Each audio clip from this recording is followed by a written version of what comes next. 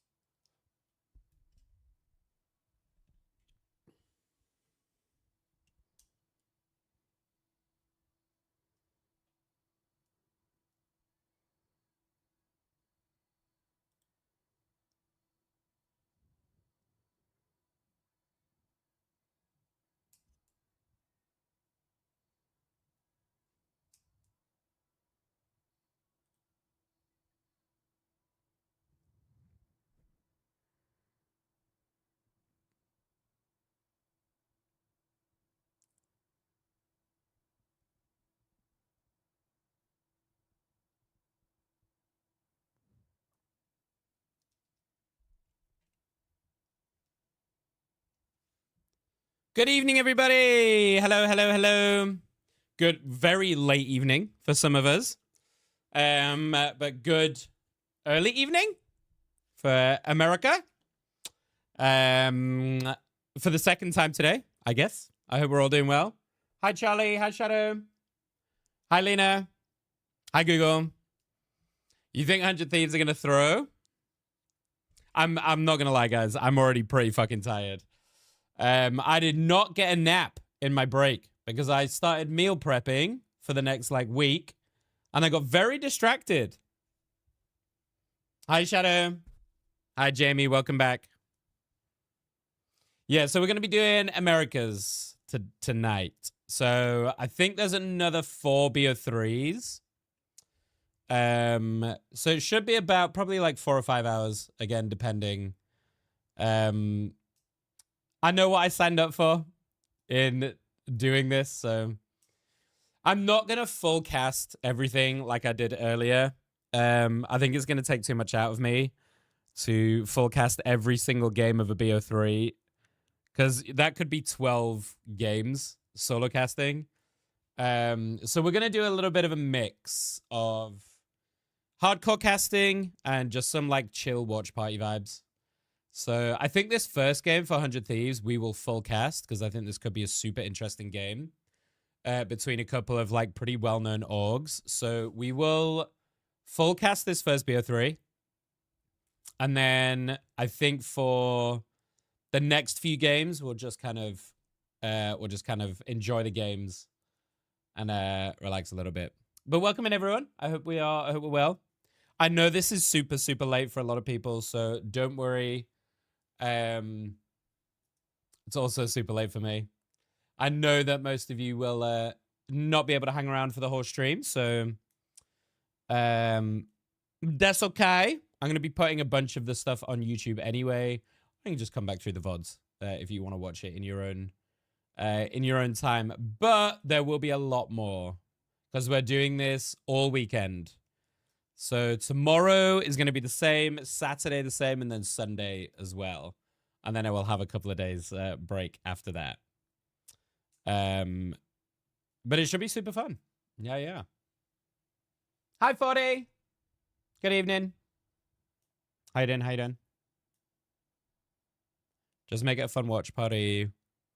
Yeah, so we're going to do a mix of both, Jamie. The reason being, let me explain this to you. Well, to everyone, really. The reason I'm doing a little bit of both is I obviously, you guys know I love casting. I obviously have aspirations to do this in an official capacity as well. So I think it's nice to do a little mix. It gives me a bunch of practice as well. Even though solo casting is it is a lot harder. It gives me a lot of practice, which is always a good thing. So it's a little bit of both, I want to get some good content in, some good practice, to try and improve as much as I can anyway.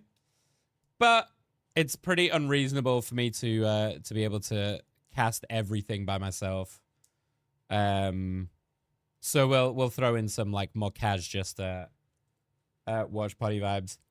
And maybe, hopefully, throughout this weekend, we can get some other people to jump in as well. So it's not just me. You know, we can do some watch parties with some other people too, who are also enjoying the tournament. And yeah, we'll see. We'll see what happens. It's the first time I've done anything like this. So baby steps. I'm learning as I go. I already noticed a bunch of stuff I fucked up earlier. So it's all a learning curve. It's all a learning process. Yeah. How are you, 40? I'm 1 win away from Diamond. Let's go. I love that for you. I love that for you. Just to give you an idea of the teams and stuff that are playing tonight, or if you don't really know much about the tournament, in general, you can. I will put this link in chat if you want to come and have a look. Hi, Viron. Liquipedia is great. It's a fantastic resource for esports. So these are the two groups for the NA region. We did the EMEA region, the European region, earlier. We saw some pretty dominant performances earlier with that. This is the Americas, NA. A couple of recognizable names: Sentinels, Shroud X, which is Shroud's team, Dark Zero, 100 Thieves, FlyQuest, LG, and then some kind of some other orgs that have made it this far. So it should be super interesting to see what happens. I'm pretty sure it's these games today. So I'm pretty sure it's 100T. Oh no, it's not the sorry, these ones. So I'm pretty sure today it's 100T LG, Shikigami and Jobless, I think, and then NTMR Citadel Sentinels, Alani wins. So in terms of casting, we'll probably do a 100T Sentinels game if it's these four, and then we'll chill on the other two. Yeah.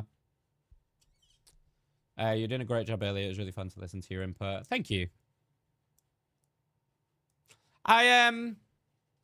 Yeah, I might not be able to translate it into ranked, but I do know a lot about this game. So, yeah, we'll see. We'll see. I do not have a link yet, so it's kicking off in about 20 minutes. I thought we'd take just a little bit of time to sit and chat first, and give everyone time to kind of jump in before the games kick off. Here we go. Yeah, so we can see 100T LG. This will be the first game. Yes, exactly what I said. So what we'll do... Thank you very much for subscribing. Wait, what the fuck is that? Bro, really appreciate it. How are you? Okay, bye. Thank you so much. How you doing, buddy? 51 months is fucking crazy. Oh my god, Prof, can I show you this? We found one of the casters for the EMEA looks like a Wish version of you. Let me see if we can find this VOD. Hang on. Just so I can show you. It's really funny. How you doing, buddy? It was the EMEA one. Let me see if we can throw him in. Why is this not letting me play it? Okay, we'll do the fucking YouTube then, I guess. If you're gonna be weird about it. Where are they? And they're kind of afraid. This guy. And you can still get. Doesn't it look a bit like you? Low value against Fly. How you doing, buddy? I'm doing well, thank you, 40. Yeah, I'm a little bit tired, not gonna lie, but hopefully, like in the next few days, I can get some time to like sleep properly and nap and catch up. I think I'm having a bit of an ADHD crash from my meds, you know, because I stupidly popped a top up in between my break, and I think it's making me crash a little bit. Yeah, basically bald beard and with glasses. So yeah. How you doing, buddy? How's work? How you getting on, Shadow? I assume you're not working because this is super late night, right? Did you see all the games earlier, Google? And how are you, Lena? I hope you're well, love. So yeah, we'll cast 100T Luminosity. I think that'll be a really good series. And then we'll cast Sentinels, Alani Wind. And we'll chill a bit in the middle for these two. And just enjoy the games. Yeah. How you doing, Viron? So, I'm pretty sure we got 10 minutes until that kind of kicks off. I'm pretty sure... Where is it? So we have this weekend and next weekend. It might just be these 2 weekends, actually. So it might not be 3 weeks. It might just be these 2 weeks where everything is a little bit scuffed and changed. Work has been kicking my ass, but I'm getting pretty nice paychecks. Did they sort out the promotion shit for you that we talked about before? Did they finally get their arse in gear and fix it for you or no?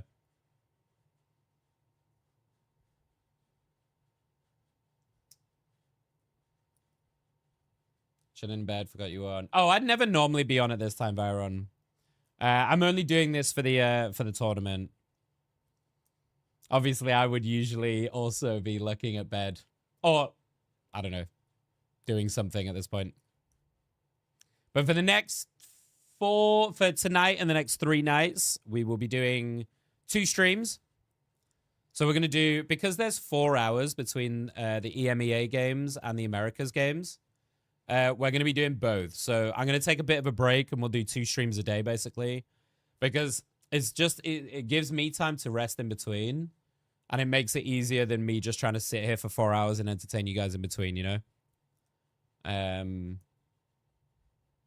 I've been in my new position all week this week. Oh, okay, dope. I'm glad they got their shit together, bruv. Welcome back, Alex. So yeah.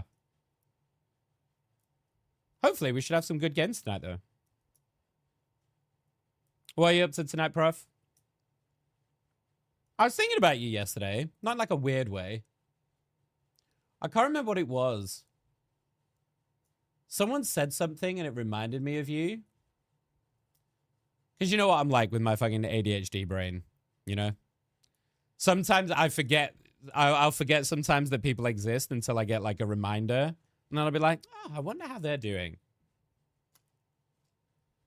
I saw the Discord. Love you're doing it, but have so little interest in esports. I'd like to care, but I don't know how. I mean, it's the same, like... Yeah, it's kind, you know, it's the same as, like, getting into a sport, you know?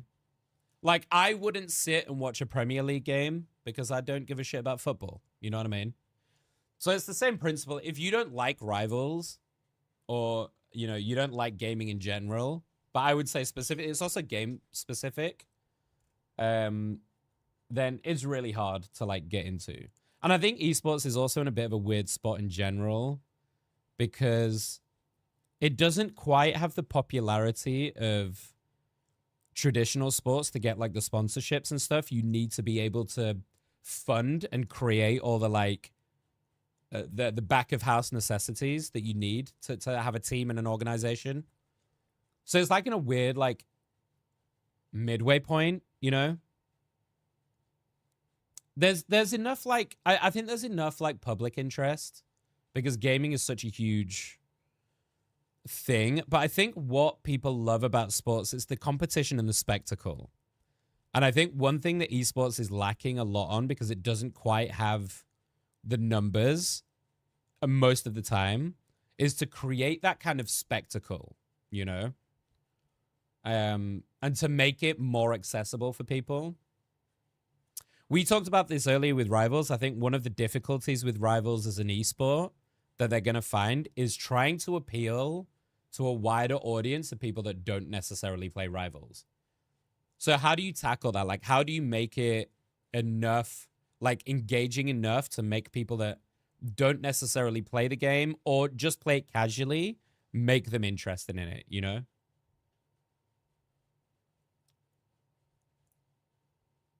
He never mentions it. You'd never know. Okay.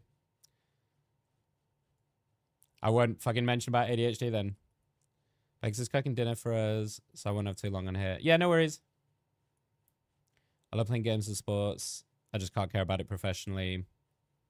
Yeah, I think that, I mean, there is also like a big difference between playing it yourself.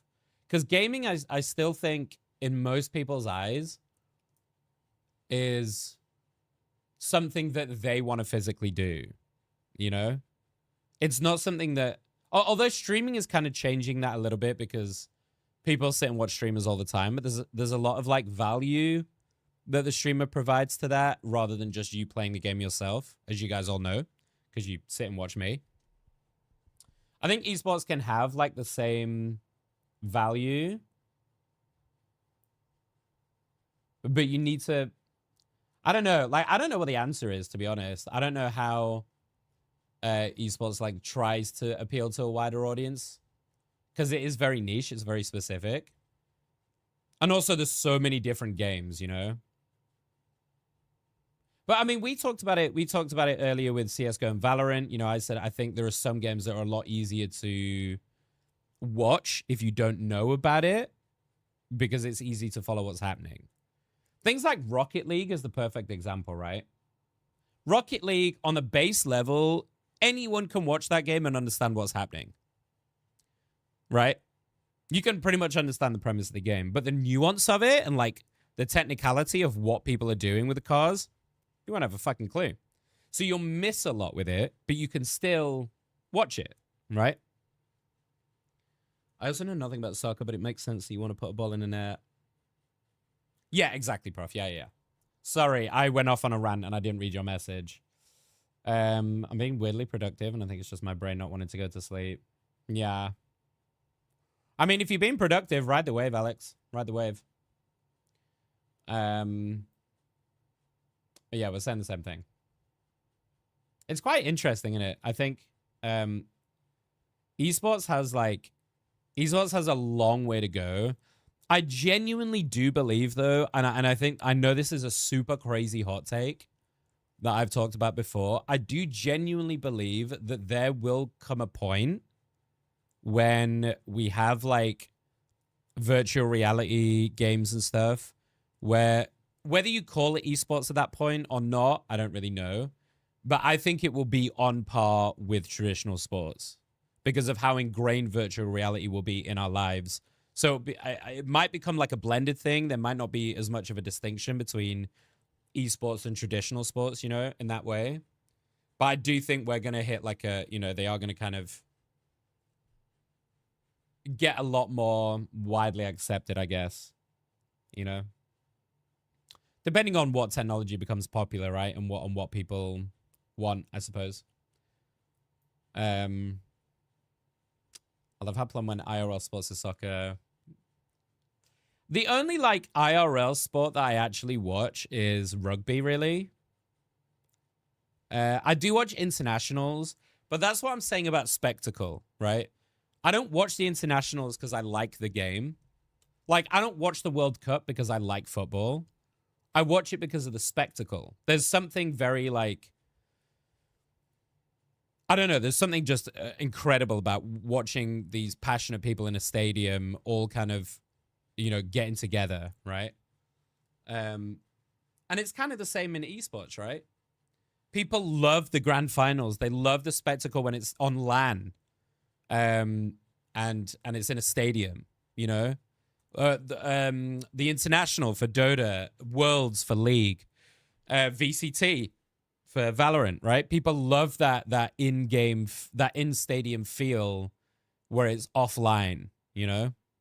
The crowd, the ambiance, the, you know, that's what we all live for, right? That's what we all really enjoy. Regardless of whether that's esports or traditional sports, you know?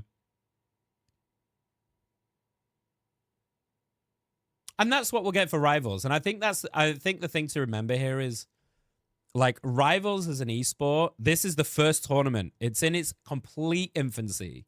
So we don't know if this is even going to work like longer term, but we haven't had a LAN yet. We haven't had that spectacle where you have like thousands of people cheering when someone does a crazy fucking strange ult or something, right? We don't have that yet. But I'm excited to see what happens when we do. It's part of, you know, it's part of what I live, you know, I would love to do as a caster, right? If I was ever lucky enough to be an official caster and do a LAN, man, those are the moments. Living for those just like epic, like on LAN kind of vibes, right?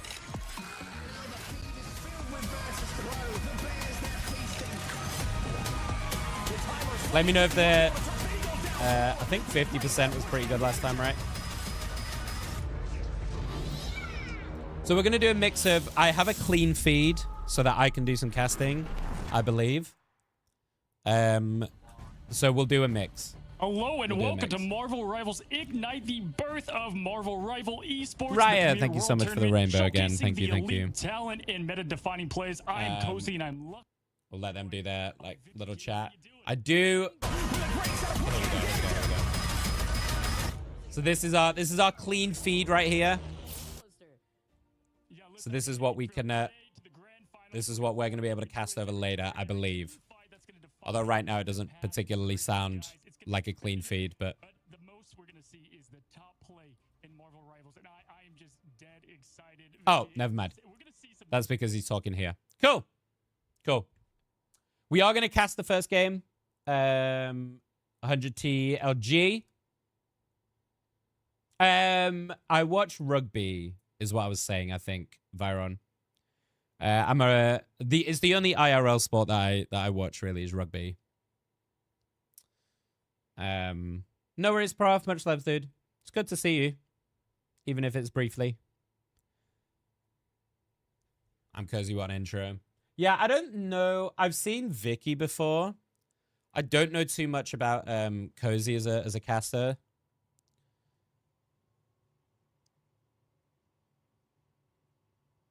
Yeah, so 12th to 15th is obviously this weekend, right? So this is group stage. So maybe it's not happening next week. I might have missed that.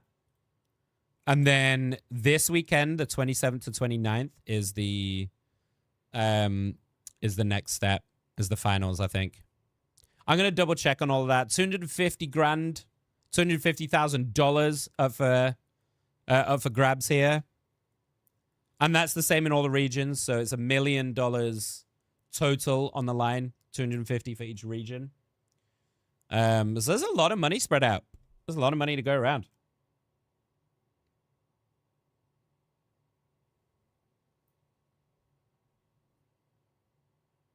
You think professional athletes will just play from a VR setup in their own house?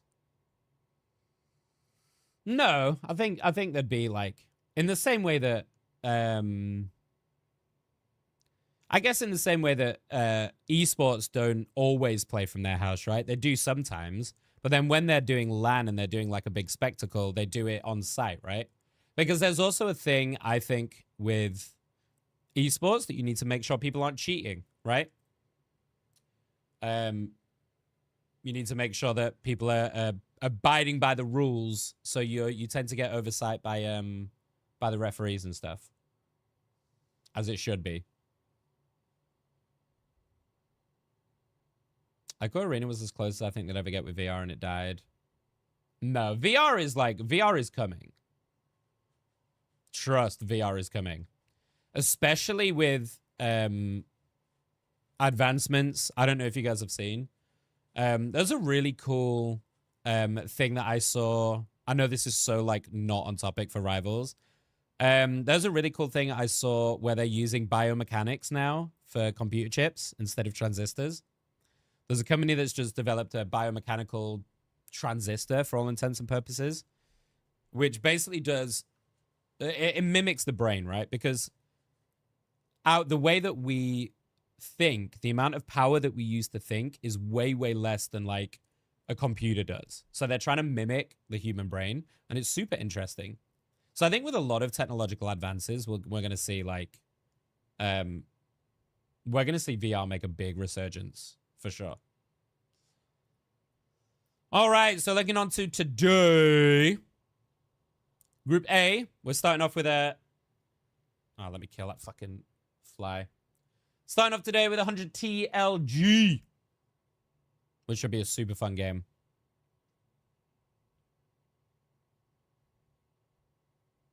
There's some of these teams that I don't know. We're going to learn them as we go. I've not had a lot of time to prepare. Did you know you can hire servers powered by baby brains? What? I was watching a video last night about apparently, I don't know how true this is. We talked a lot about AI lately. Apparently they've already surpassed AGI, which is terrifying. But anyway, that's a conversation for another time. Double Elim. So I think this is all happening this weekend, I believe, and actually, we'll have the grand finals on Sunday, so we should have it all done this weekend, I believe, and then maybe there's a week break. I may have got my dates mixed up. I think there's maybe a week break into the next set of finals on the 27th. Shroud doesn't play on his team, no. He's org owner.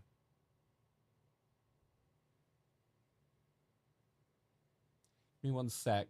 I want to kill this fucking like mosquito that's floating around in my room, but I don't want to break my lights while doing it. So I need something soft. Hang on. 1 second.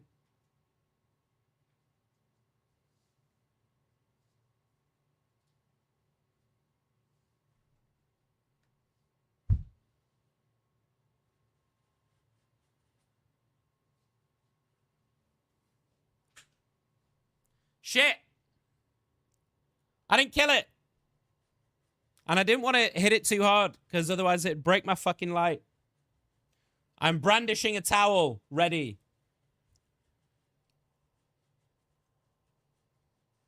Okay. Got some good BO3s. You know, so Shroud, yeah, Shroud just, he just owns the org.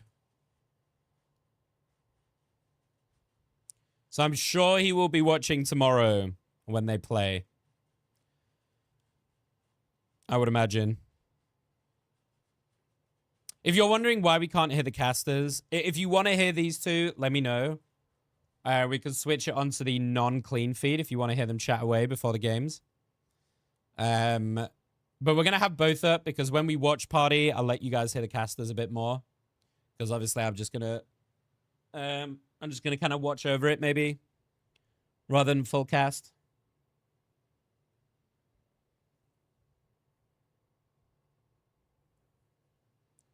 But yeah, super late night tonight. All right, so this is 100T. I don't know many of these players. I'm learning all the players as we go. And learning about them. As I said, this is a bit last minute, so I haven't had time to prep very well. It might be quite interesting to listen to what they're saying about these guys, though, actually.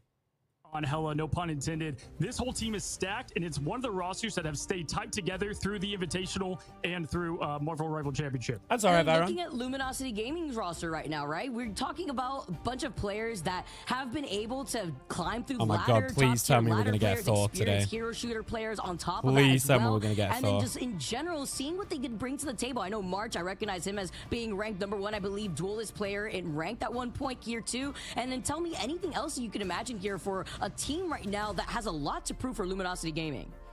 Yeah, I was told to look out for March and Brady. These are the 2 DPS players, the highlight players to look out for. March going to be a great Hella, great Storm, and Brady on Human Torch. From what I've seen, we're going to have a lot of flyers today. Let's talk a little bit about Luminosity. They're the team that... I'm not sure we are going to get like too many flyers. And while the expectations for I don't really know. for them, they're sky high. I don't really know how NA's been playing. What we saw mostly earlier in Europe, at least, we saw a lot of Wolverine. We saw a lot of Mag, Emma, Strange, predominantly on tank. Those are the kind of 3 main tanks. Didn't really see a lot else. Groot, we did see quite a bit of Groot, to be fair.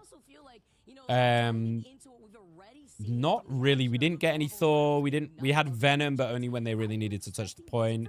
Didn't really get anything either, which I'm quite surprised by. So like quite limited pools. In terms of DPS, mostly it was Psylocke, Wolverine, Punisher. Those were the kind of main 3. A little sprinkling of Winter Soldier, a little sprinkling of Scarlet Witch. Or I should say specifically, Necros' team used Scarlet Witch. No one else really did. But obviously works really well with the Strand. So let's get into it.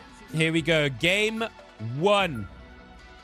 Luminosity, 100 Thieves. Hi, Swits. So let's see what they're thinking. Straight away, it's pretty much the same from what we've seen. Emma ban, we'll expect the mag save here from LG.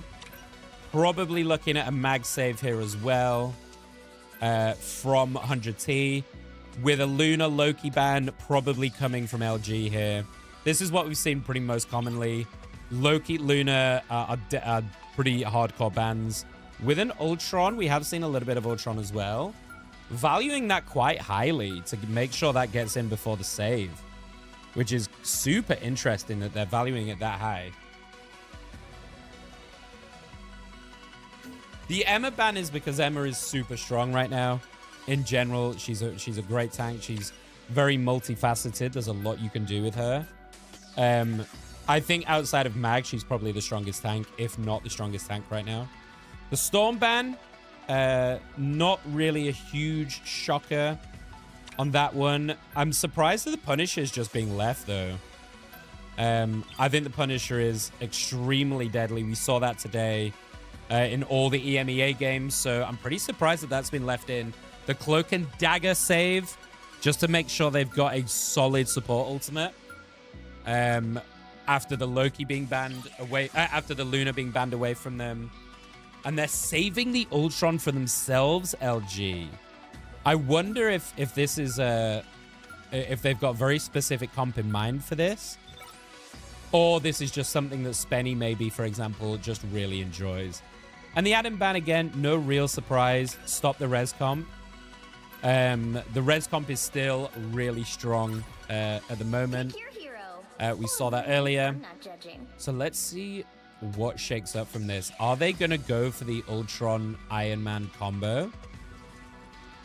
There we see Terra taking up that Punisher as expected. If you're going to leave that in, I think it's a phenomenal answer into a lot of things. We saw it being put to use really, really effectively earlier against the Luna and the Cloak and Dagger specifically. Whenever the Cloak ulted, immediately we saw that Punisher ult straight up and just delete the Cloak and Dagger. It's kind of a pseudo answer like Mag, right? Similar to what you would see, but kind of more reliable. You can also do it through Lunar ult.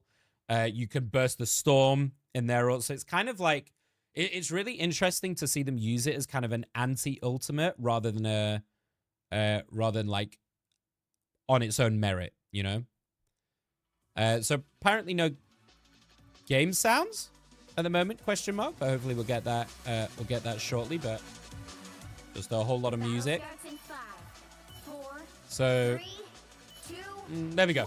Okay, so let's see how this shakes out. So this is Krakoa. We've seen a lot of this map today as well.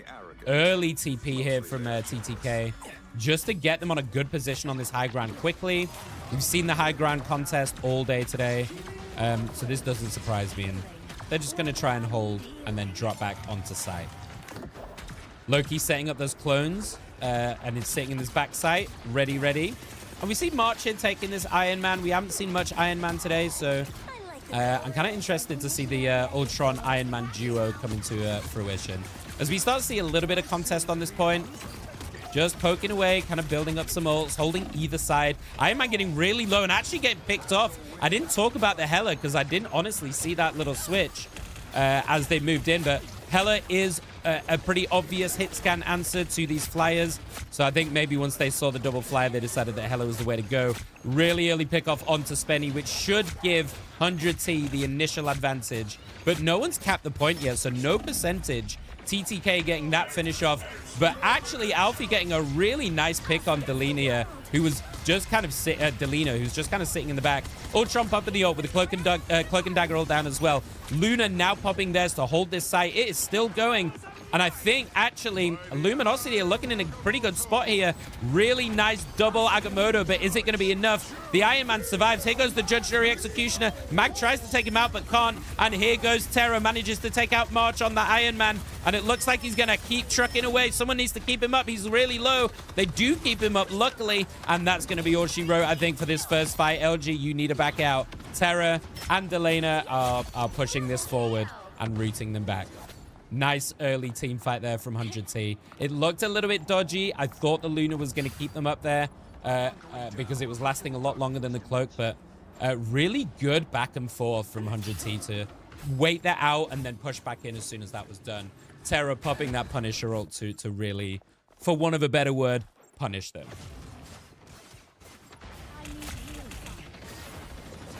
And while they're doing this, just bear with me a moment as I fix a couple of things. There we go. You see a little poking here on the high ground.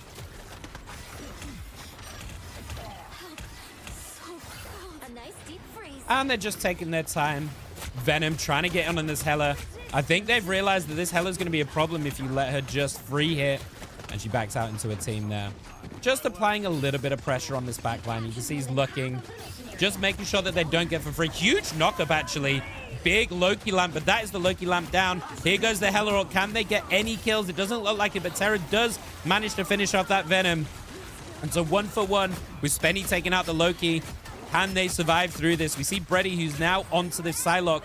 We've seen Psylocke be really, really effective today. They've got an ultimate. I think they're going to look for it. Delina manages to get the opposite kill on March, who's also swapped to the Hela, which we didn't talk about. There goes the Judge, Jury, Executioner from Terra once again. The second one already gets a triple kill. Both supports gets a quad. And this is the power of the Punisher. This is why I was really, really shocked that this wasn't addressed. This hero is ridiculous, and we can see just why. That ultimate you can build up so fast. That's the second one already in this round. And can they get a speedy TP out? I don't think they're going to make it in time. 94, 95. They might be able to touch real quick. It's going to be close, and there goes the mag on. This is one last fight. They are actually going to fight for this overtime. It's all or nothing. No ultimates to... well, actually, that's a lie. 2 ultimates on Brady and Alfie. Now March has one as well. There goes the Cloak and Dagger ult on the site to try and let them push forward. Gets a really nice quick pick on March as well, but there goes Alfie and the Strange getting a pick off on Terra and the support. But fighting back is TTK and Delina. This is all to play for, honestly. The Psylocke ult going out, but the Loki doesn't have a lamp, gets no value, is sat in the back on 23 HP, is probably going to go down, and there's 100T taking that first map. They got the objective early, and they did not let it go. The support ultimates there making all the difference. And that's point 1 in the bag. And you can see here, Terra 11-2, 10k damage. Really putting in some work. And I'm quite surprised by the Psylocke pick by Brady on LG. As a Psylocke player myself, I think fighting into a Loki is a really, really difficult thing to do as a Psylocke. Your ultimate just feels like it's very difficult to coordinate past the lamp, past through support ultimates. You know, not just the Loki lamp, but you're also looking at, you know, if we look to the other side, you know, you're also looking at Cloak and Dagger, or you've got to try and maneuver it around that. So not surprised here to see the switch to Star-Lord, who I think traditionally is very, very good in this meta, and I'm surprised we're not seeing a lot more of him. But there's just higher priorities on DPS like Punisher, I think. But into the flyers, I think Stolid is actually really, really solid. Similar kind of problem in that you have to kind of work around the support ults to get high value from your ultimate, but hopefully the tanks can help bait a bit of that out as we see the bubble push onto Bredy. Just poking down a lot of damage. You can see where his focus is, focusing on these tanks. There's an Eye of Agamotto by TTK in the backline, getting 2 actually. Really, really nice. I think he's done 3 in that one, using that Dark Magic to get both supports with Terra cleaning up. And that is another really early fight from 100T, using that early ultimate advantage from TTK to get a really nice stun. And they're still holding on to a few. Vinny still holding on to theirs, I assume, to try and combat this Cloak and Dagger as theirs is looking to come up. Same for Alfie here. And we've got both Hela ultimates. I feel like Hela ultimate is another one that's going to be tricky if these strangers are on point or these blocks are on point. We see Bredy trying to get in this back, just trying to be annoying. There goes the Judge Jury Executioner. Terra popping off again, getting 1. He's trying to search around this corner. There goes the Luna, but manages to break the Maggle, which is huge actually. Doesn't get any more kills, but does stop that Maggle from getting any more value. Delaney getting another pickup as well. Here goes the shotgun. TTK getting in their face with a kill onto that Ella. And Terra's just in their backline. I think this is going to be a done deal. Another straight fight and another win for 100T, looking really, really solid in this game 1. And I think you have to deal with this Punisher, if I'm honest. This is looking very strong. A nice little whip up to the high ground just to put some pressure and root them back. Make sure they can't get a free reset. That's a great stagger on Haluk there on the Groot. And that's going to be some extra time down on the clock. And it looks like they might be pushing them to 1 more fight. This is going to be super close, 75% already. And LG, you are going to need to ult economy this and try and pop everything you have to win out. But look at what 100T are working with. Both tank ultimates, Hela and a Loki ult too, which I assume is going to take the Cloak and Dagger to save them on this site. Terra trying to build up, 93%. There goes the Legendary, but I don't think he's actually going to get anything from it. Really nice dodge from the Mag, though it does stay up, but no value at all. And I think this is going to be a really tough break-in. Here goes the Judge Jury Executioner from Terra. Once again, going on that group, finishing them off. That hell is just immediately done. That is absolutely ridiculous. TTK also following up on the space that Terra made to finish off another 2. And March, poor March, just got absolutely obliterated. And that's the power of the Punisher. That's a great game too.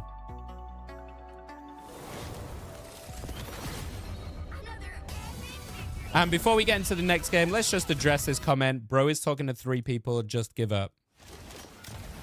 No. What more do you want me to say? If you don't want to watch, fuck off. I'm not making you watch. If you do want to watch, you're happy. You're more than welcome to stay. I'm also multi-streaming, so you can kind of go fuck yourself. Anyway, really great game there from 100T. LG just couldn't really adapt, couldn't really get into the game. And I think for game number 2, they're going to have to do something about this Punisher. Look at how dominant Terra was. I think maybe throughout the course of this game, 5 or 6 ultimates is what we saw.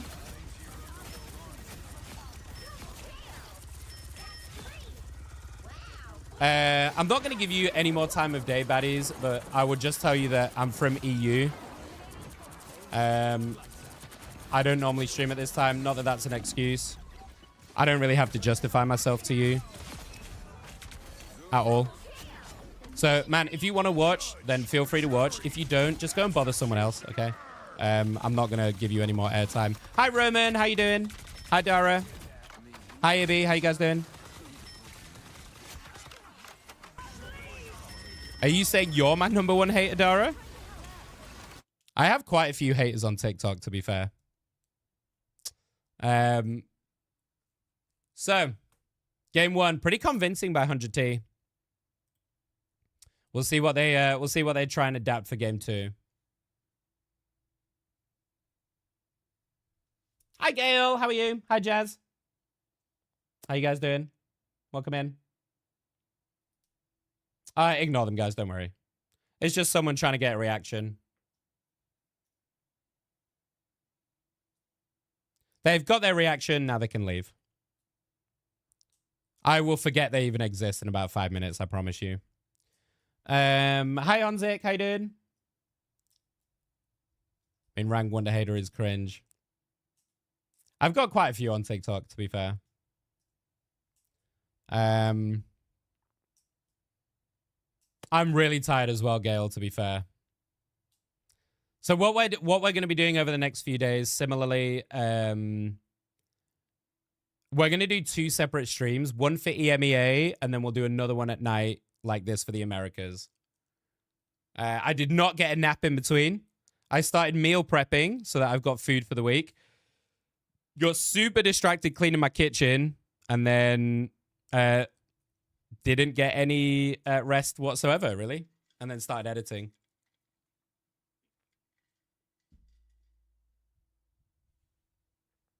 Give me 1 sec, y'all.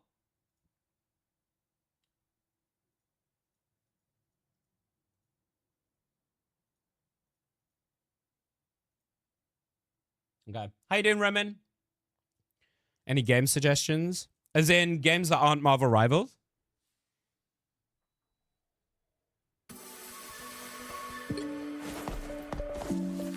Call your stream at the right time. Yeah, so we'll be doing nights for the next, as I said, until Sunday while this tournament's going on. For those of you who don't really know what's happening at the moment, I was given permission and stuff from Marvel Rivals to co-stream the Ignite tournament. As obviously I'm not an official caster, so that's what we're doing. Yeah. I'm not going to cast all of the games. I'm going to cast this series, the 100T LG, and we'll do the last series, Sentinels and A-Wind. And then we'll just kind of watch the middle 2, just so I don't wear myself out too much. So we'll do like a little chill in between. No worries, Viron. Much loves. I appreciate you. Sleep well. Good luck in your interviews tomorrow. I'm taking Oliver on a late walk to see the fireflies. Oh, that's cute. That's such a... I don't know if there are any fireflies like anywhere near where I am, so I don't know if I could even do that if I wanted to.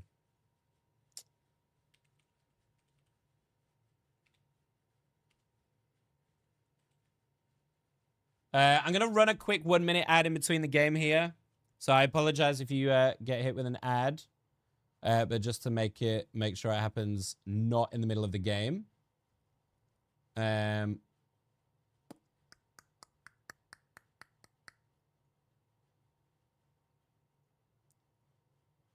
I'm just making sure I've got everything set up while we wait for game number 2.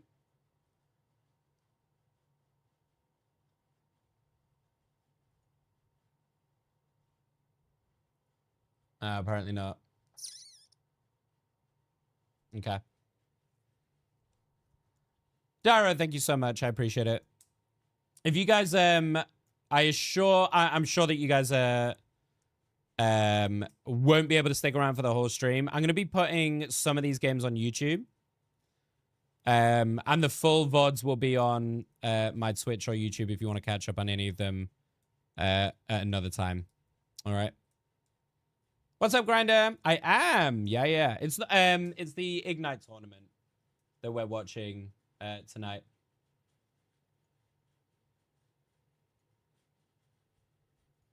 Okay, dope, done. Yeah, we are yeah, we're watching the Ignite. We did the EMEA fuck me, Nick. We did EMEA earlier. And we're doing the American games now. And we'll be doing it all weekend. So if you're interested in Rivals, in Pro Rivals, then definitely tune in. Yeah. What are you up to for the rest of the night, Gale? Because it's where are you, US? It's what, like 8 o'clock in the evening or something for you? 7 or 8? Organize a few teams. Yeah, there's a few like recognizable orgs. 100T Sentinels, obviously. There's a bunch of new orgs that have made it in for this tournament, which is also cool to see.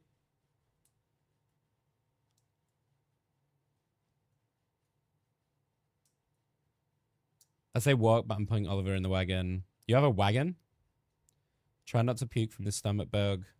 Oh shit, that's right, Gail. I forgot about that. Fuck.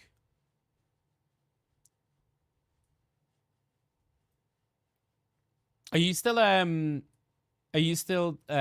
the injections as well? Are they starting to feel any better, or are you still feeling quite nauseous on them? Because my mum started taking them, and she's getting quite a lot of nausea with hers.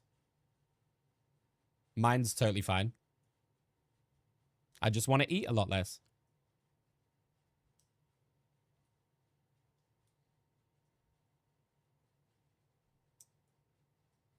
Hopefully you can get better. I hate when for me, it's the blocky sinusy feeling, you know, like in your head that I struggle with. When you get like that really bad headache and just that like, mwah.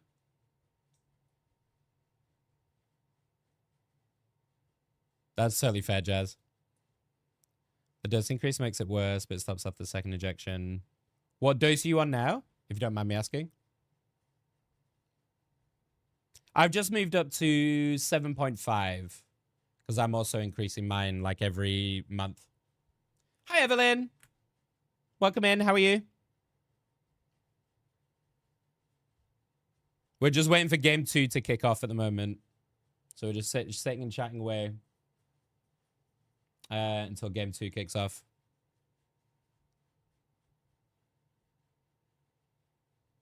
I don't know if you're still here, by the way, Switz. I hope you're doing well. It's been a little while. I hope you're good. 1.7. Wait, you're on Zempic, though, not Monjaro, right? I think Monjaro is a bit different. Because ours goes up in 2.5 increments. We're over, yeah. Hi, Ghost. We are watch partying the Marvel Rivals tourney, the $3 million Marvel Rivals tourney. Fan, thanks. Want to ask you something? Yeah, go ahead. Thank you for the gift, Ghost. I appreciate it very much. I used to watch Smite Pro League. Man, I love Smite. I found it quite difficult to watch, but I love Smite. I need to try Smite 2. I don't know how well it's translated over, but what does that mean?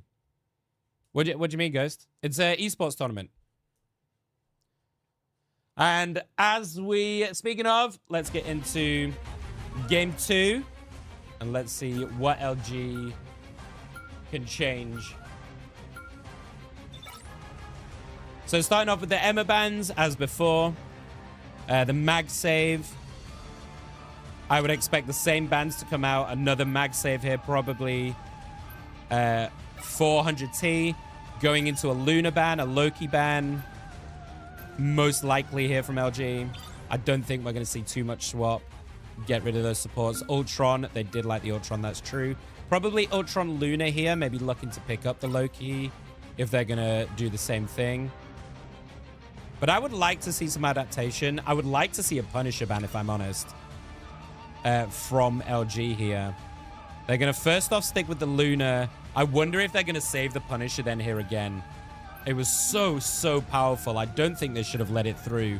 But they clearly are valuing Ultron, excuse me, over that Punisher, which is crazy.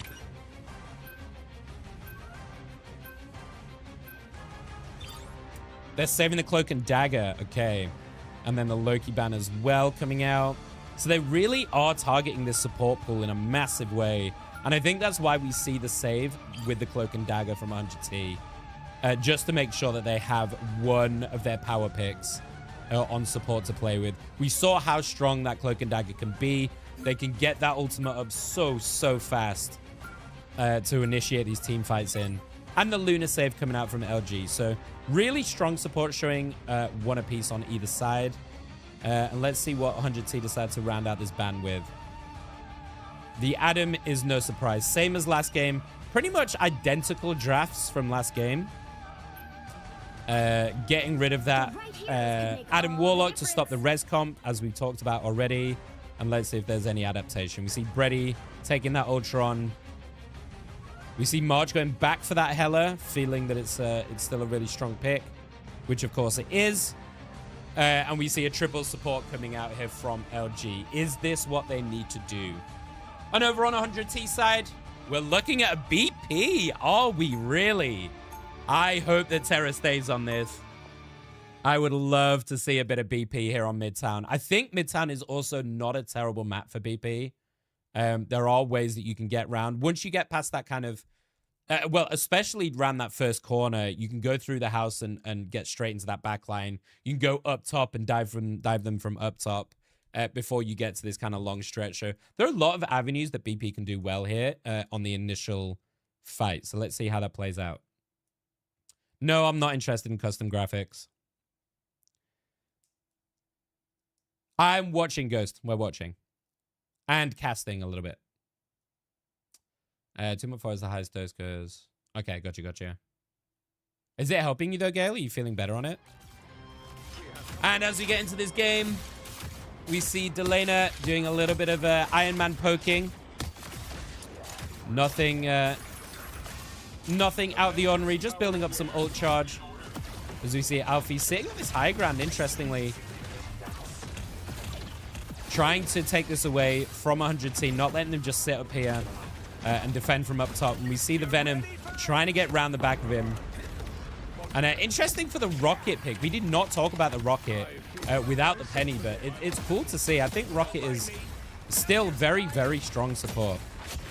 And a nice pick off there by Terra on Bredy. That Ultron immediately getting done. But March with a really nice rebuttal on Delena, getting instantly rezzed by that Rocket, which is one of the reasons that I think it's so valuable.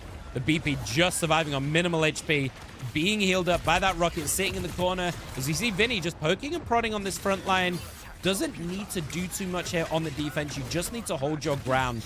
As we see a lot of focus in the right-hand side rooms from LG, trying to take away that space and play from inside that cover. You see BP stalking on the upstairs as well. Halleck getting quite a nice pick on that Rocket. We know there's no res as well for them. So 2 nice pickups from LG. This should give them a good amount of push forward. As we see Halleck going again on Delena. And LG Yang Heisu on that Luna, getting the final 2 picks to route the rest of 100T back to this point. And that's going to be a lot of progression forward. And we see Luminosity taking this front side position already, making sure that they can hold them off.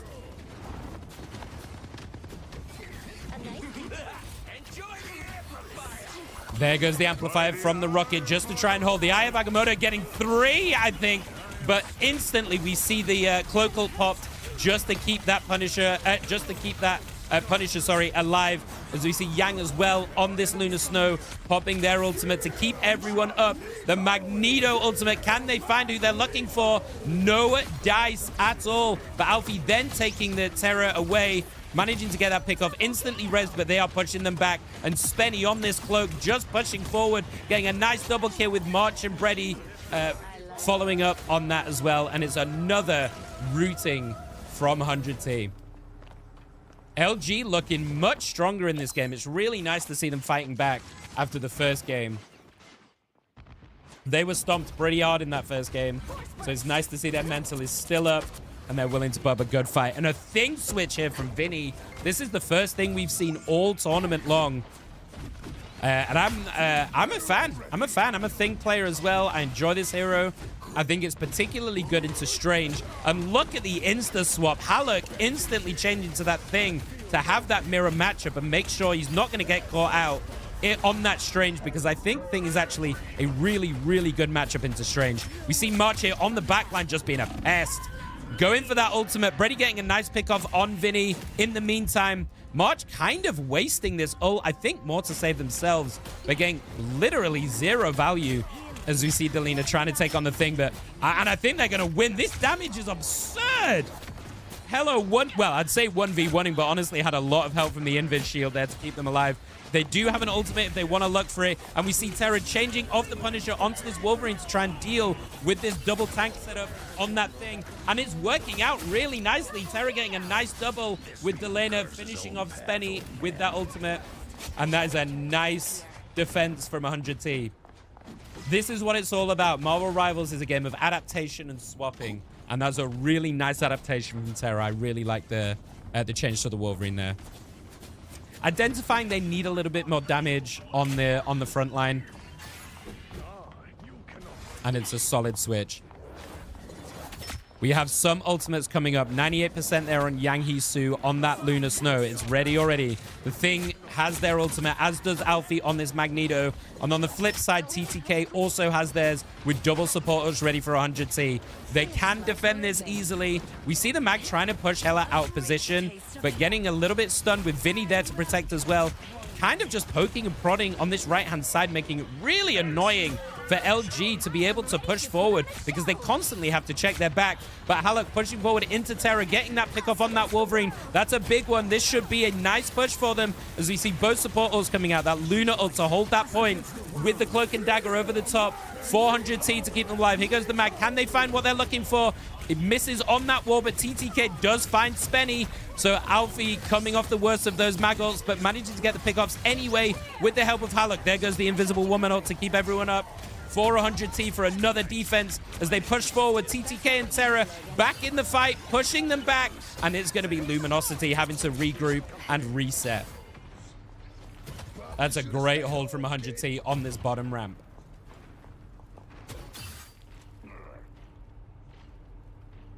As we see, we look over the scoreboard here. Big shout out to the healers who I think are doing a great job of keeping everyone up. But this is going to come down to DPS pickoffs, and I think this is going to be between the two Hellas and Terra. What can they get done? The triple support into dual DPS comp. Both Hellas have an ultimate. This is going to be super important. Delena getting that pickoff on their opposite number, March. That's a great start in this backline. Has to pop the ultimate on 7 HP. Does live. That's crazy that they live. And she gets a kill on Speddy. Delena using this to the max. Cannot finish off that Ultra on those 7 HP still. Are they going to survive? They get the health back and then get the pick off on Preddy. And all the meantime, Terra is making light work of those tanks. And this is coming down to 13 seconds. I think they're going to have to see a strange switch. There's Spenny going on the strange. We've got to see a TP. 5 seconds. I don't think they've got time. Someone needs to touch. We can see they froze the Wolverine who is trying to stop that portal. And there goes the ultimate from the Thing to stop that portal. And that is a really, really nice defense from 100T. It looked a little bit sketchy. LG were looking good on that first offense, but they managed to hold down that ramp. And this is going to be a hard hold for LG. Team to win this one.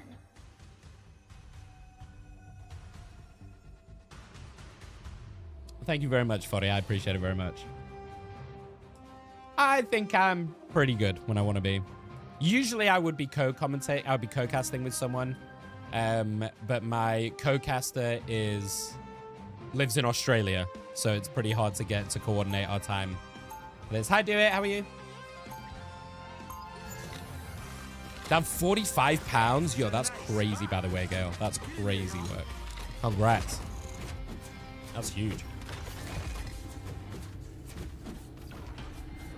And let's see. At the moment, looking pretty samey. Not wanting to change the comps too much. Terra's still sticking on this Wolverine. TTK putting in some work on this Magneto.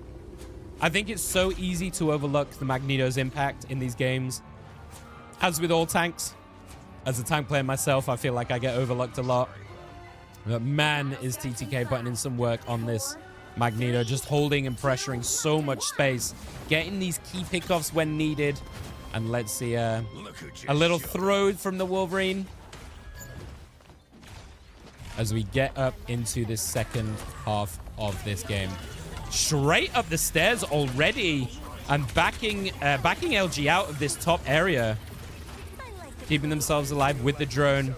And we see the mag even getting up here just to try and hold this space. Oh, what a pickoff from Terra. Really nice identification. He might go down for it, though, as a 1v1. Gets the mag on the way out. Are you kidding me, Terra? Are you joking? Gets the pickoff on that Luna in the backside with no one watching him and gets out by kidnapping the mag down the stairs. That's absolute insanity. Terra is putting on a clinic on this Wolverine. Vinny with that switch to the group, which we didn't talk about, but could be so, so powerful. Getting a pick off nice and early and just bullying the hell out of this Magneto. And what do you do if you are LG? If anyone can do this, it's 100T looking really strong. Early first take. Haluk trying to delay this a little bit, but he's stuck behind the group walls and completely isolated. Just kind of feeding his life and feeding some stats here as we see them getting chased out one by one by one. And they give up the checkpoint. 5 minutes on the clock to push this 3/4 of the way and down this rampant. This is gonna have to be an unbelievable miracle hold from LG to keep this alive. As we see March trying to put in some work, but look at Terra already on the hunt. Misses that kidnap just barely on the Hela. As we see them pushing up the ramp, LG. There goes Spenny. Gets a nice pick off on Vinny. Brady with the ultimate, but kind of being swallowed a little bit by this terrain change, which is super, super unfortunate, to be honest. But they are pushing them back. And 100T backing together as a group as we see this Hela on Hela violence. Trying to take each other out. Doing a lot of damage to TTK, who can back off pretty easily with that bubble. As we see Terra kidnapping Yangisu, actually. And there goes the healer down. This should be a really nice push now from 100T. March going to go in the back. There goes the Hela ult. That's what I thought that was going to happen. Can they get huge value from this? Actually directing it the other Hela to try and stop that ultimate first, but not doing much themselves, and it's getting swallowed by the mag. TTK getting a nice pick off as well on that thing. And 100T are just, they keep this ball rolling. The flanking mag, we don't see this all the time. But the mag going up and around to get these supports out of the way, and both of them are dead. With Terra also just diving straight into the backline, forcing out the Thing ult to try and stop this push. Alfie changing to the cap to try and do anything they possibly can. But this is a wash. 3 minutes 38 on the clock, and a very, very dominating performance from 100T across all of these games. Looking very, very strong going into the next round. What a game from 100T. Hi, Rug. Much loves Honzik, no worries. And a pretty clean 2-0 here from 100 Thieves. Pretty clean showing.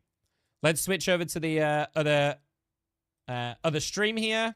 Am I going to get an ad? No. Well, look how quick it was here looking at 100 Thieves, the way that they were just able to forcibly TTK, I mean, look at this guy. 17k damage. Just the what an absolute the demon. Here. And again, absolute really demon. the I think, I'm not sure you can let him have mag.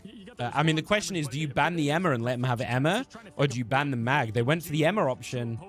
But TTK looking really strong on this pick. And let's talk about Terra as well. Getting these key pickoffs to really get the ball rolling for them. So really great performance overall from 100T.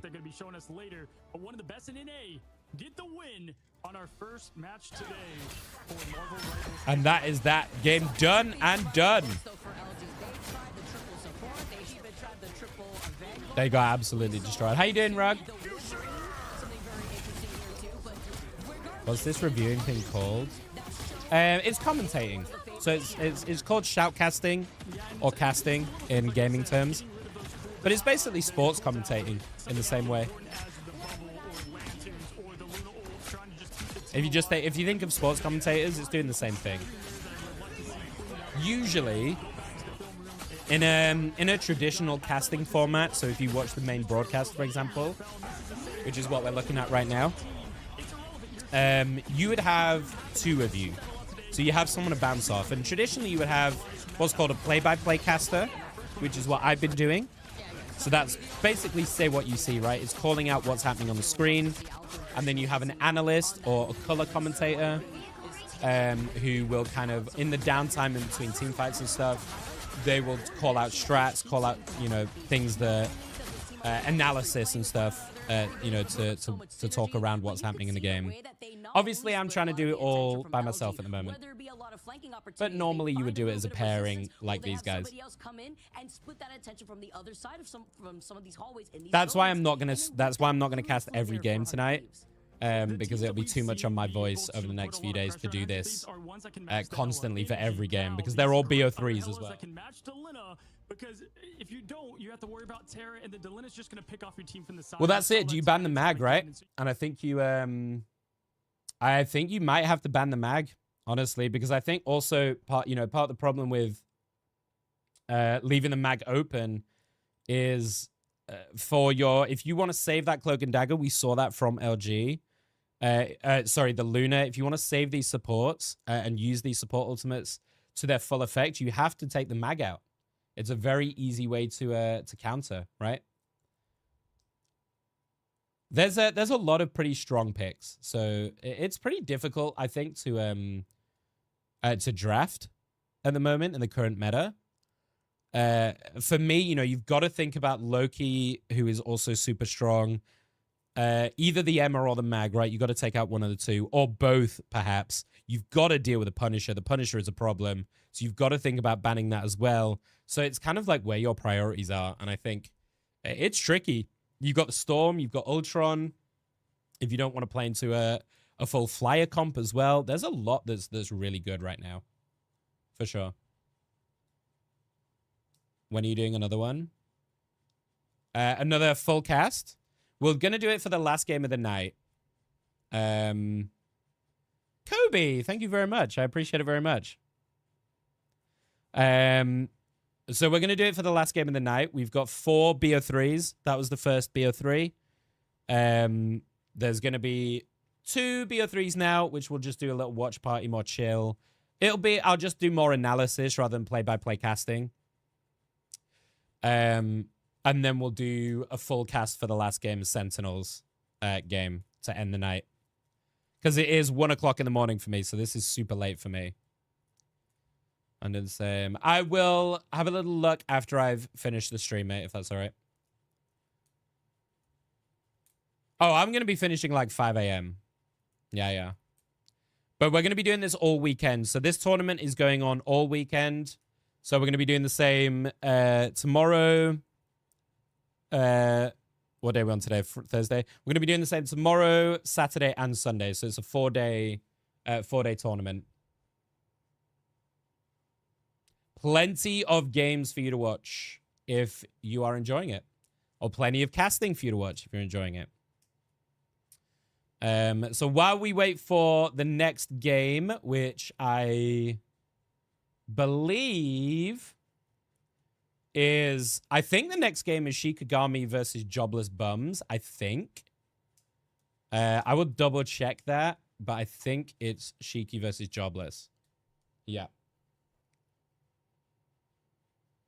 Hi, Cash. Not permanently. We're just doing some late streams right now for the tournament. But I'm not doing late streams again permanently. We'll do it for the next few weeks while the tournament's going on.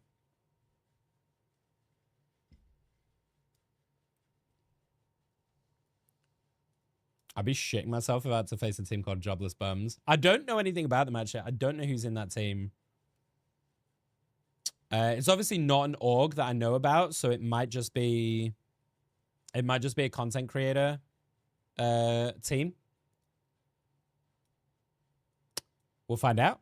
We'll find out. How you doing, Cash? It's lovely to see you.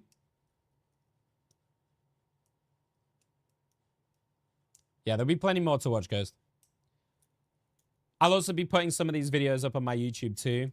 Let's listen to this interview with Terra. Hello. I'm good. I'm doing good. How are you? Oh, I mean, my man, we just saw you. The last time I saw you was the Invitational. Now you're here in your room. You guys are all together as a team. And listen, we saw Punisher. We saw Black Panther. Tell me about... First of all, tell me, Black Panther. I've not seen that from you, man. Is that just a fun pick? Is that something we're going to see more of potentially? I can't say anything. It's leaking. Oh. You know, it's early into the meta. Nothing's set in stone. Fair point. That's interesting. So, I mean, off of that note, you know, we're not revealing too much. What are your thoughts so far on the state of Season 2.5 and looking at the other regions? Because I feel like we've also been seeing a lot of a different outlook from these different regions and how they've been approaching the meta too. I think the approach for the meta, like this meta is good, but it has some flaws in it, obviously. But the thing about this meta, it's very flexible. You have a lot of things that can be played and all that. There's like things that have like counterplays and that really don't have counterplays, like Jeff NATO. That's something that is a little bit overtuned in my opinion. So there's not a lot of counterplays. There's only like really one or two, but it leaves a lot open to the meta. It's not just you just see two mirrors. It's either triple res or triple. That's very true. Or just triple tank or just group mirror. So the meta is really good now, except for some stuff that you can't control. Yeah, what are your thoughts on this new pick ban system? Obviously, it allows for much less mirror play, and I was even talking to Vicky. I thought we'd see some, you know, maybe Jeff Nados from teams that are trying to punch up above their weight a bit. You guys got rid of that pretty quickly, but what do you think of this new pick ban system here? I think the pick ban system is really good. The only problem I think a lot of people like have is like how the bans aren't like together. So it's like, I mean, no, the protects aren't together. That's the main problem that a lot of people complain about. Oh, okay. And I've got to ask also, just, hey, we saw you in that room. You guys were all together for the Invitational as your team got signed from Mutants to 100 Thieves. How is it now playing a part? How has that been, that transition? Have you guys gotten back together since then? We're going to talk about the bands after this because I think it's kind of interesting. And we'll talk about how it works. I think so, it's just different lifestyle. Like, not a lot of us, like, this are for a lot of first-timers, like, have our team is, like, first time being on a big org or even, like, flying out to events or anything, like LA and all that stuff. So it's like a lot of people liked it, but obviously you miss a lot of stuff at home. You have stuff that's going on that you can't control. So it's like, it's a good mixture, I would say. Like, it's good having the life and then you go back sometimes to LA. So it's always good. Yeah, awesome. It's always funny watching pro players get into Vicky, I always love asking this. If you have something to say, we're at the start of Ignite here. What do you have to say to everybody watching right now about 100 Thieves, about you, Tara, who is known as just an elite duelist? I want to give you the floor. I'm literally just a kid from Canada. I just play the video game. That's kind of it. Humble. That's literally it. But what I would say is, for 100 Thieves, we picked up our new coaches, Millennia and Remix, and Remix wants us to get this 3 mil, and we're coming for it. That's what Remix says. Mark his words. I respect it. I like that.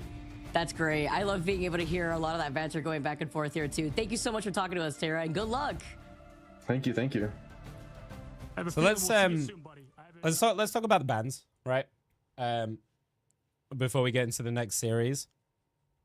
So for you guys who don't know, the way that this ban system is working for this tournament, which is new and kind of unique, as we saw in the previous series, if you ban, it's not like ranked. So if you ban something in ranked, it's banned for both teams, right? That's not how it works in this tournament. You ban individually for the teams, right? So that's why you're going to see stuff like the ban mag and then the saving mag, right? Because it means that you ban it for them, but you can still play it. It doesn't ban it for you. So it's separate banning systems. And it's also different on either side. So you'll see that one side has more bans later in the draft, and the other team has bans earlier in the draft. So it's like it's a kind of a lopsided banning system, but I kind of like it. You know, I think one of the things that we talked a lot about esports before. I think one of the things, and I know League of Legends is another game that's really identified this. People don't want to watch the same shit over and over, right? There's obviously a lot of like, yeah, exactly, Grinder. Yeah, that's exactly what I'm about to talk about. I feel like from an entertainment point of view, we understand that it's competition, right? So we understand that you want to play the most competitive champs to give yourself the best chance of winning, right? That's super normal. And I think the problem is when you do like BO3s, BO5s, BO7s, and you got multiple games, it gets so boring if you're just watching the same lineup time and time again. The same heroes, the same comps, the same strategies. You know, part of the appeal of gaming and part of the appeal of having individual games and stuff in esports is that it can all be different and unique. and you get to see such a varying amount of strategies all the time, right? If you compare it to something like football, for example, when was the last time football changed their rules? And I mean changed it to a significant enough degree that it changed the game. Maybe like 10 plays instead of 11, or, you know, whatever. It doesn't. The game never changes. Just the plays do. One of the great things about gaming is it constantly evolves and it constantly changes. But if you're not doing that as part of the competitive side of it, and you're not keeping up with that diversity and that diversity of strategy, it's really fucking boring to watch, right? League of Legends did it by doing something called a fearless draft. So when they do BO3s or BO5s, you can't play the same heroes you've already played, which is a great way to diversify the strats, right? Diversify the games that coming in, because you can't play the same heroes twice. I think that could be super fucking interesting for Marvel Rivals. I don't know how you guys feel about that.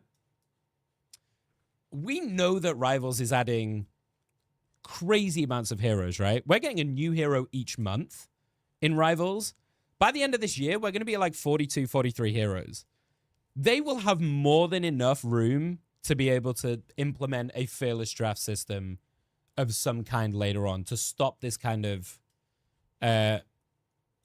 repetitive strats, repetitive heroes, I guess. The only question is, does that take too much away from your ability to like improvise, you know?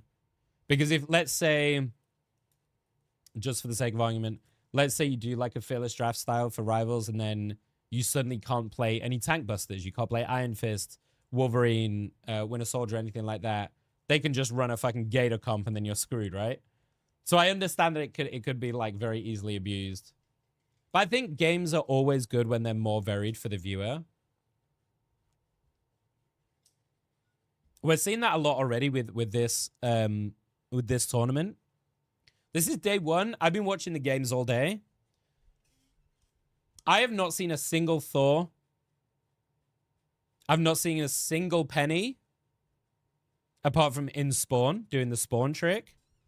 We've not seen a single Hawkeye, which is crazy to me that we've not seen a Hawkeye.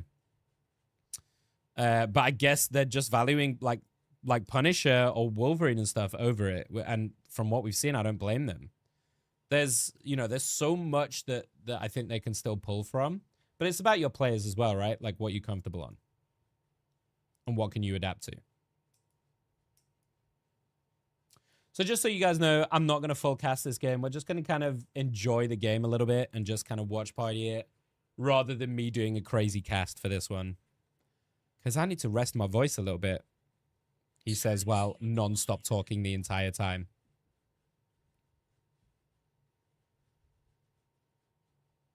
I'm just a kid from Canada. Yeah, I always enjoy the interviews because I feel like... I feel like most pro players don't really give a shit about that side of it, you know? There are some, and I think actually, you know, if we're talking about the value of esports and stuff, I think one of the things that could be really beneficial for an org, it's getting personality players, you know? You want personality players that like people can get behind. I think that's what makes the brand, and that's what makes your org gain a lot more support. If you have really just fun, vibrant players who, like, you know, they're willing to shit talk, right? They're willing to be stupid and really get into it and make content and stuff like that, you know? Grinder, thank you for the gift. I appreciate it. How's your night, Nick? Yeah, it's been a busy old day, Gail, to be honest. It's pretty much, when I'm not streaming, I'm pretty much editing. That's my life currently. I'm trying to catch up, you know, essentially. I'm trying to catch up to where we are right now, and this is not going to help because there's going to be a lot of editing and video work to get these videos out on my YouTube. I don't have an editor. I don't have people that I can pass that stuff off to. So I do a lot. I pretty much do all of my own legwork. So tired, but good. But good. It's gonna be a long few days.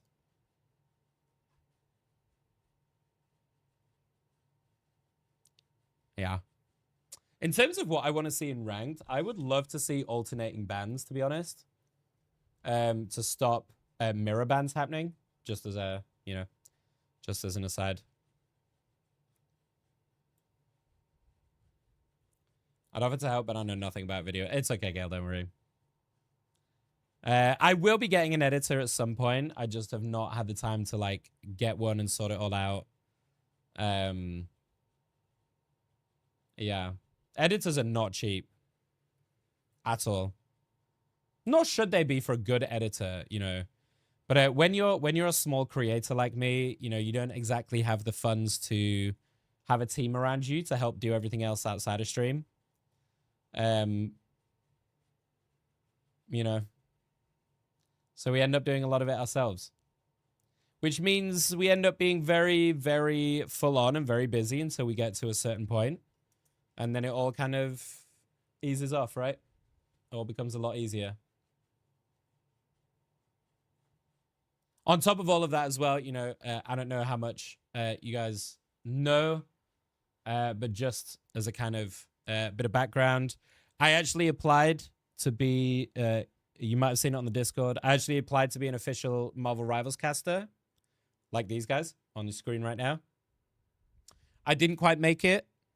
I did have an interview and, I made it quite far, but I didn't make it to the end. So I also, as well as, doing the streaming side of things, I'm also, trying to improve myself as a caster as well, which is why doing stuff like this is really good.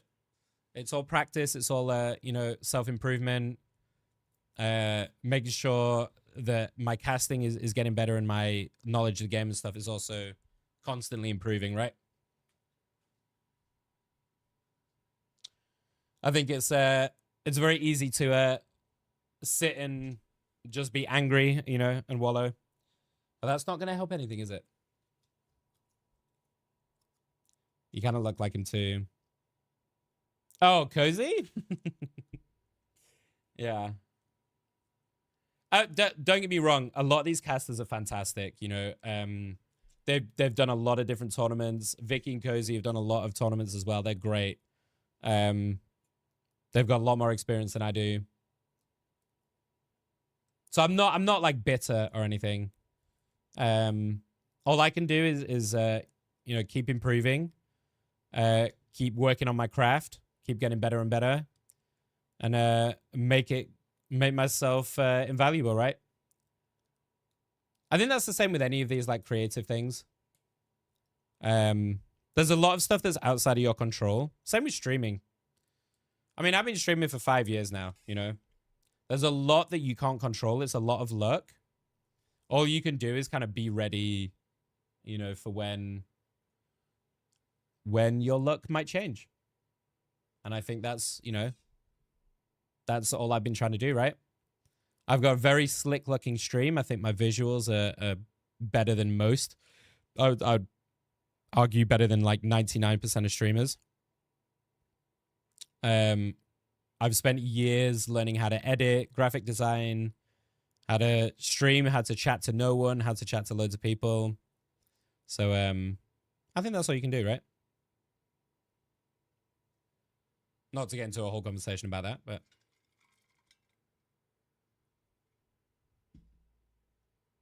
I appreciate the offer all the same, Gail.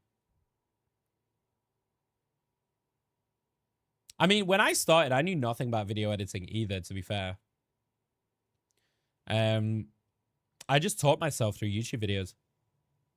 I started with Premiere Pro for the first like couple of years, and I just taught myself by doing.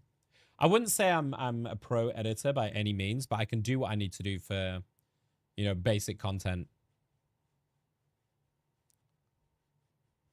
And I understand like the base principles of like timing and story building, I suppose. All right, NTMR versus Citadel. Let me just change my title.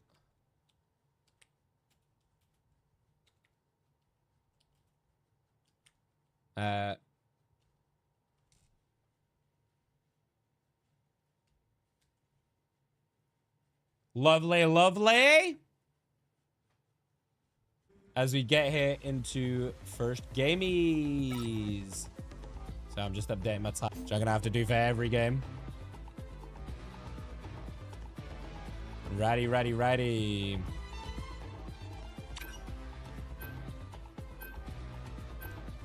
So let's see if these guys follow the same pattern. Emma bans. Mag save. Pretty samey-samies. You have fun while working, living the dream, mate. Most of us hate our jobs. I will talk about that in a minute, Grinder. We'll talk about that in a minute after the draft. Because that's my problem, to be perfectly honest. But it's also because of how my brain works. So I'll get to that in a minute. Mag save on both sides. Absolutely zero surprise of anything in this draft so far. Loki ban. I would expect a Luna ban as well to come out here from NTMR. Hella ban's kind of interesting though. That's something we haven't really seen. I wonder if there's a really good Hella player on NTMR, and that's more of a target ban. The standard support save, either Luna or Cloak. Maybe, I mean, I'd say Luna here, really. I mean, both, either one is great. The Johnny Storm ban.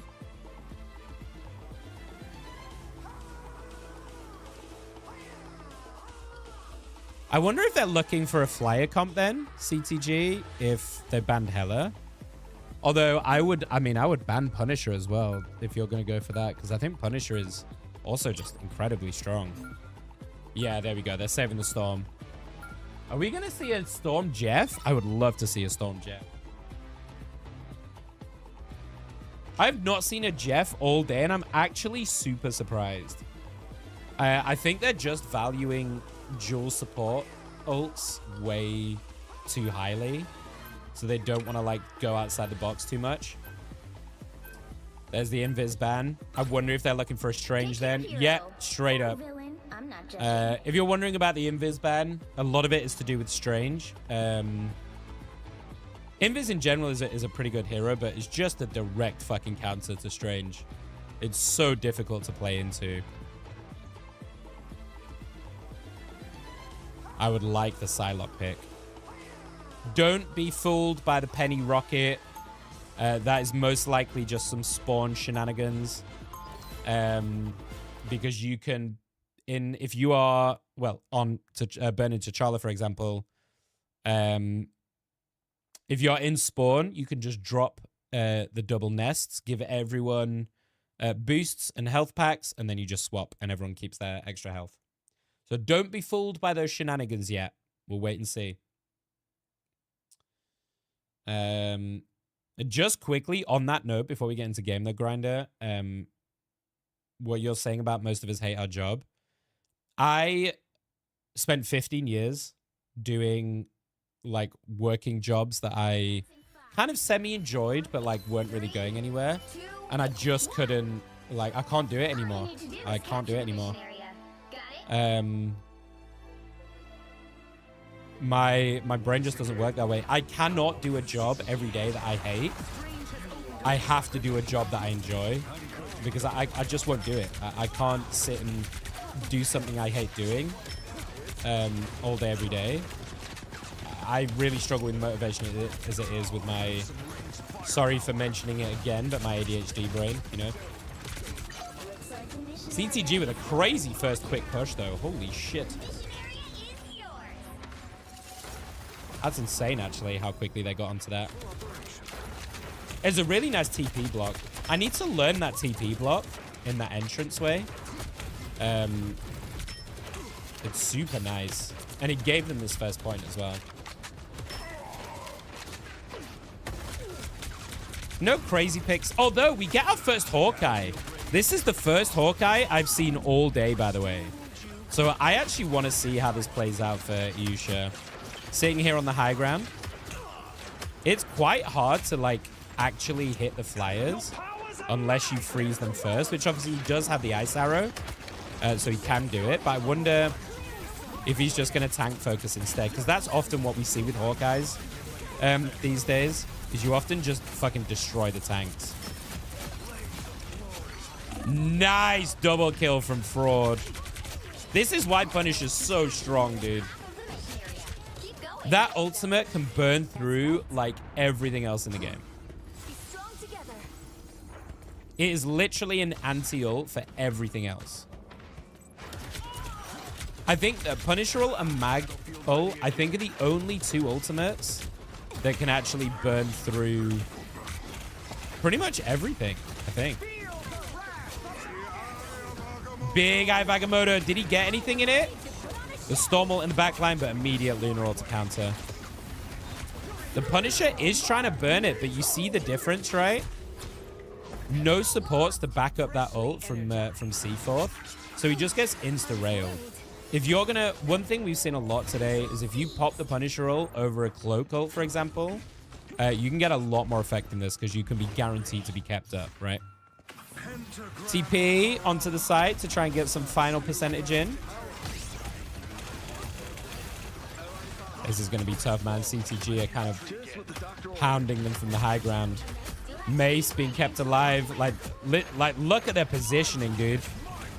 Here goes Fraud, and this is the way to do it. Look at the focus. That's actually crazy from Aurora, though. The double kill? That was so fucking clutch. Oh my god, Aurora just smashed that team fight. That double kill with the Maggle was crazy, crazy clutch. If he doesn't kill Fraud there, I think Fraud kills most of NTMR. So that was super clutch.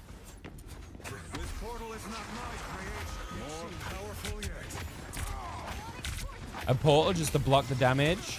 If you're wondering why the portal's that way, by the way, it's to block the incoming damage from the other side. So you face it backwards so that you can pop out, but you don't get damage through it. That's what they did in the entrance. Hawkeye ult, not really getting much effectiveness, but... Yo, Mace is going fucking ham, though, on this Strange. All of the fucking ults popped.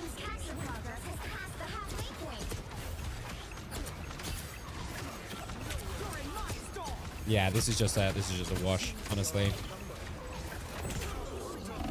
Mace is putting up a fucking performance, let me tell you. This Strange is a problem. And I think that's going to be CTG's point.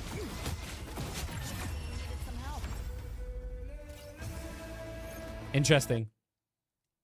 Interesting. It's hard not to cast, I'll be honest. I've got it so, like, in my brain, it's hard not to just sit and cast the game. Where is audio, question mark? Is that me or is that on their side? Okay, that's on their side, so we'll switch to the mainstream quickly. Punisher in Storm, great damage pick, but they're unable to get those key final hits that they're trying to land.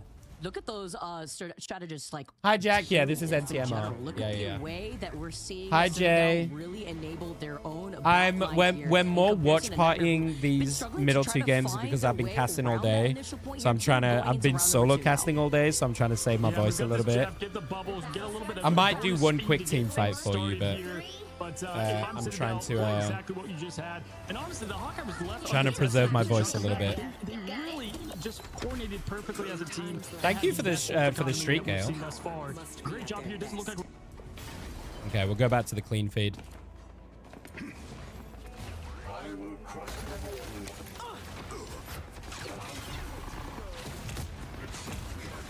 This is going to come down to the DPS, I think. They need to deal with this this Punisher Hawkeye problem. There goes the Punisher ult from C4.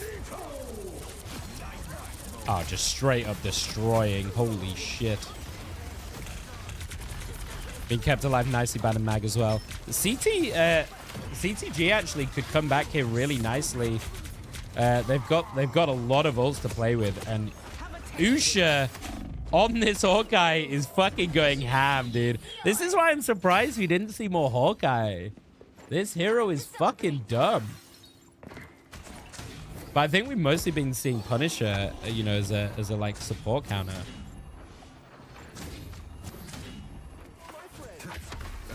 I'm hydrating all the time, Jazz.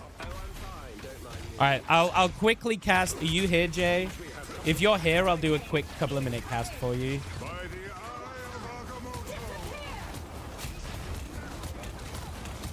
The invis ult, just stopping that Storm. I think that is the one problem with Storm. She does force you to use the support ults, but it's a pretty telegraphed, like it's a pretty telegraphed ult to protect against. Cleaning up after the fight, though. Holy shit. Hydron absolutely cleaned the rest of them up.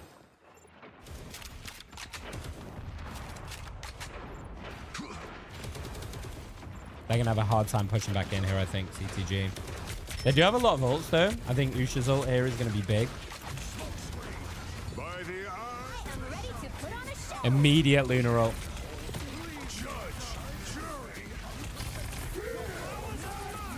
Oh, what a block from the mag. Do you guys see that? Yo, this mag is sitting on this Punisher and saving this guy's dick. The bubble into the save from the other mag. C4's time. Let's see what C4 can do.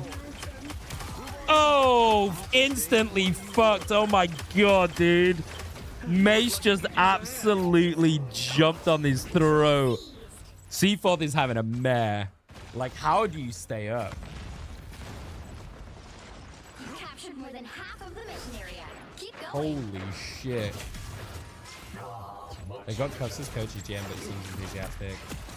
The thing is, as a coach, you don't need to be in like an Eternity player. You just need to have a good knowledge of the game. Right? And I'm arguing that for myself as well, right? I'm a GM player. But I have a very, very deep knowledge of the game, which is why I can cast it and why I can talk about it. I might not be able to put it into practice all the time, but I know. Oh, that's a huge Agamotto. What the fuck? Yo, Mace is having the game of his goddamn life. Hello? His Strange is terrifying. He's looking for is he looking for a portal block?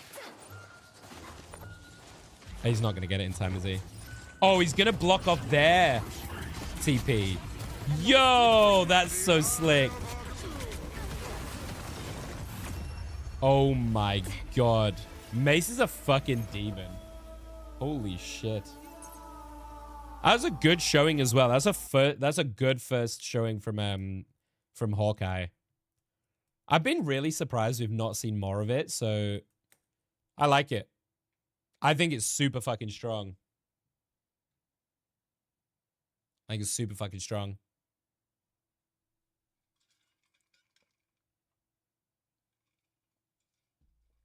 That's what you get, Coach Covey. I just think I don't think it was a coach div. They just could not get any purchase, dude. C4th really struggling on that Punisher a lot. Hydron tried and put in a lot of work, but there's only so much you can do. The Storm is extremely strong, but as I said, I think like if you know that Hydron is like trying to carry them on their back, you just make sure that that ult doesn't get value. And then you kind of negated a lot of the problem, right? You also saw it with C4th on the Punisher. Every time he pops an ult, that Strange and that mag jumped on his fucking face. They were not scared, dude. They were not worried about getting burst down. They jumped on his fucking face immediately. Yeah, you see it right there. Oh, that's so nice. Oh my god. The speed as well that Aurora did that.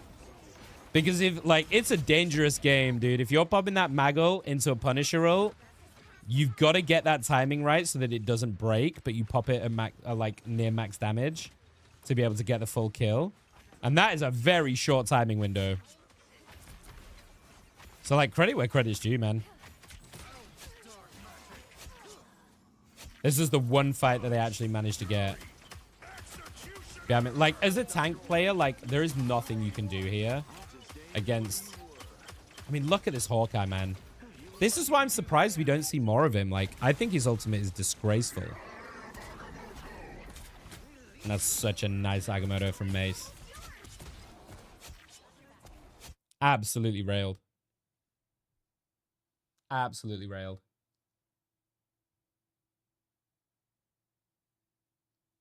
Easy game one for... I think, well, that's wrong, isn't it? This is wrong. Isn't it CTG?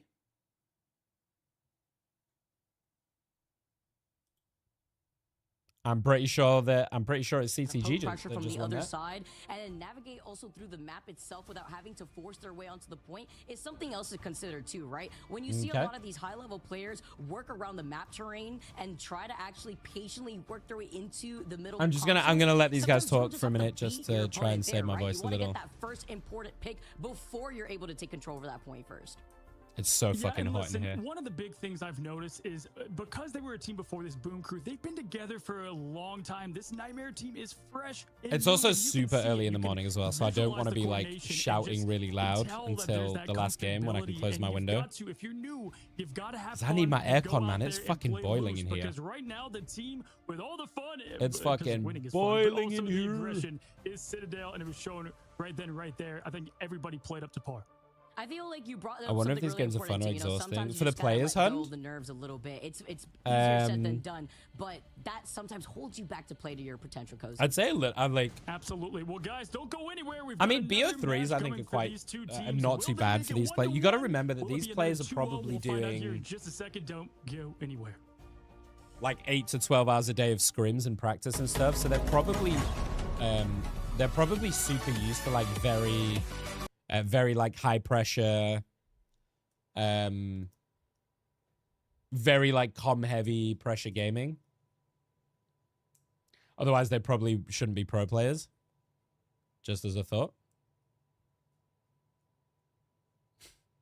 Of course, they're showing off skins. Of course they are. How you doing there, Hunt? Welcome in.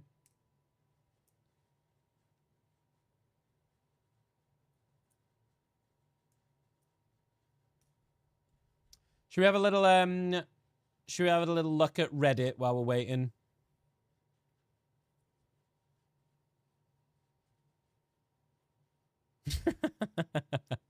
That's funny. Yeah, what the fuck happened with this? What the fuck? Like, what happened with this color? With the color customization. This is so fucking poor, dude. This is so poor, the way they did this. If they do it right, it's such a good feature.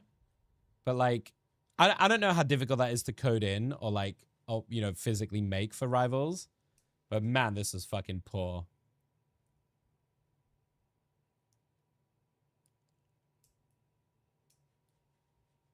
Oh, they said the new currency obtainable starting season 3. Oh, so maybe we'll see it again in season 3. I think we're okay. I can see a problem here though, right? I feel like there's a lot riding on season 3 to fix everything with Rivals, you know? There's so much bad stuff with not bad, like Rivals is a game, you know, whatever, but there's a lot that people are really unhappy about with like the matchmaking and stuff. And there's a lot riding on season 3 to fix a lot of these problems. For people to want to come back. Okay. This is fucking funny.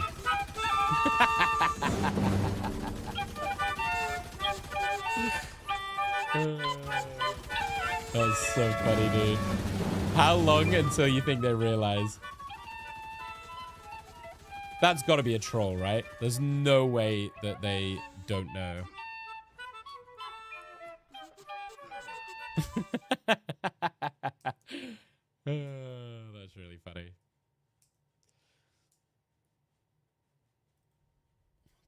is this? Oh my god. 24k damage is crazy.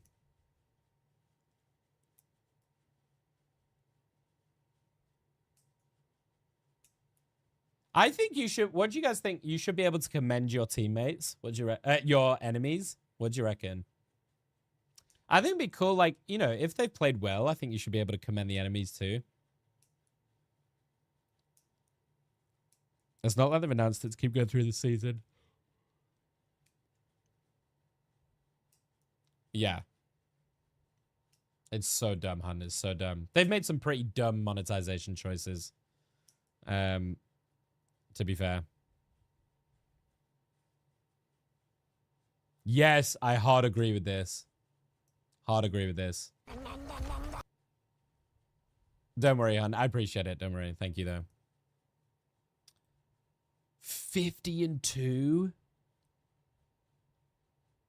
Yo, what the shit? A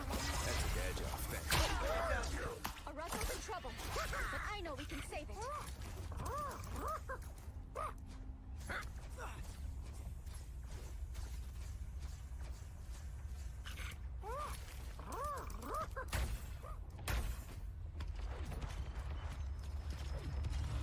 This is a lot of effort if he's just going to send him off the deep end.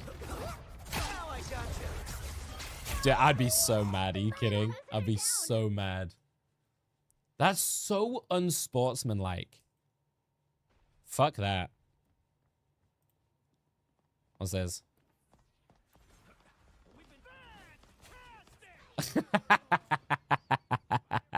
This map is such a joke, man. This map is such a fucking joke. That's so funny. Oh, that's great.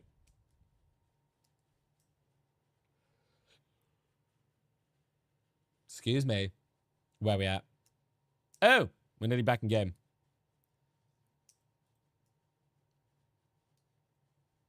Puppet strings appearing on his limbs. That's a good idea.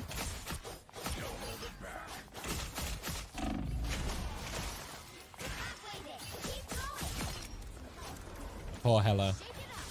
Absolutely bullied. What is that damage? What the fuck?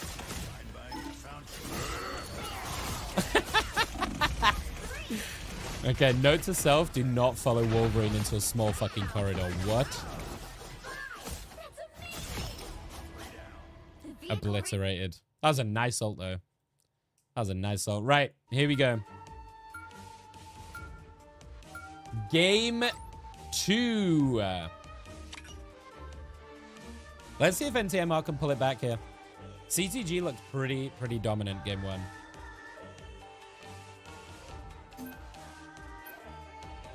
Yeah, 100% Jazz, 100%. Pretty much the same, exactly the same bans. Same draft. Saving the Storm again. Oh, no, sorry. Saving the Storm this time, actually, for them, which is quite interesting. It was Hydron on NTMR that played it last game. Are they looking... I hope we see a Jeff combo. That'd be so good.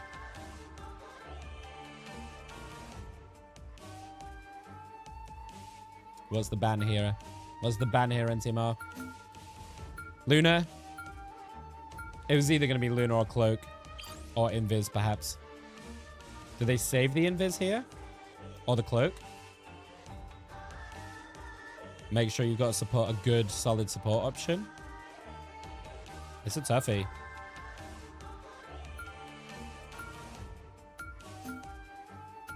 They saved the Loki. Okay. Loki is super strong. And they banned the group.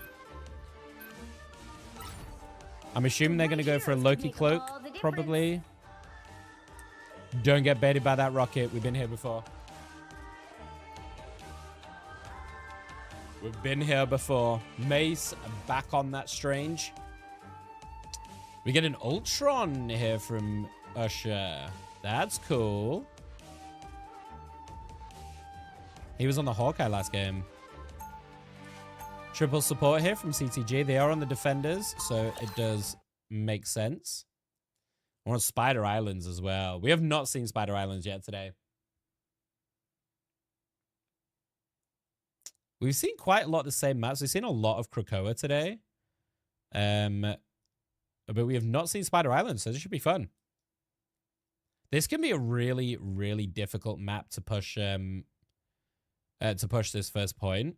So I'm guessing that's why they're kind of running this triple support, right? With the Ultron, because they want to try and hold them out as much as possible and stall them out in this first point. On the flip side, we've got C4 on that Puna shirt, making that switch now. Had a bit of a mare last game, so Hydron switching to that Wolverine could be a big X factor. We've seen Wolverines be pretty fucking dominant today. So the classic poking and prodding. The absurd amount of shit happening on the screen.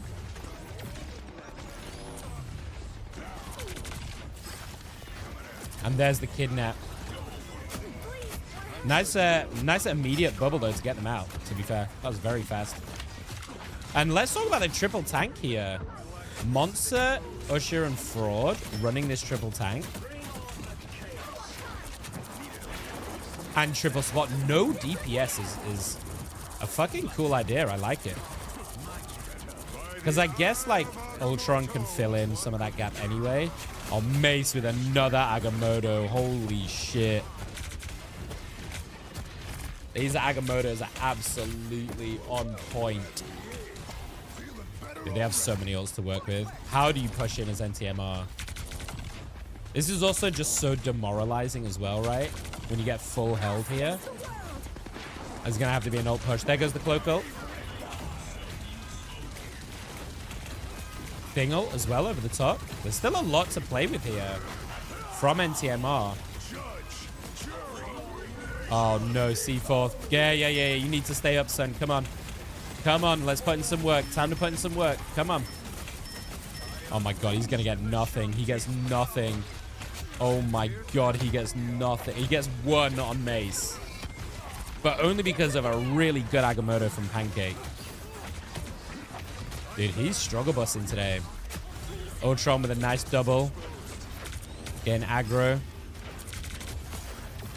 This is tough, man. C4 is having a really hard time outputting anything here. But, I mean, what else can you do? This Ultron is a problem.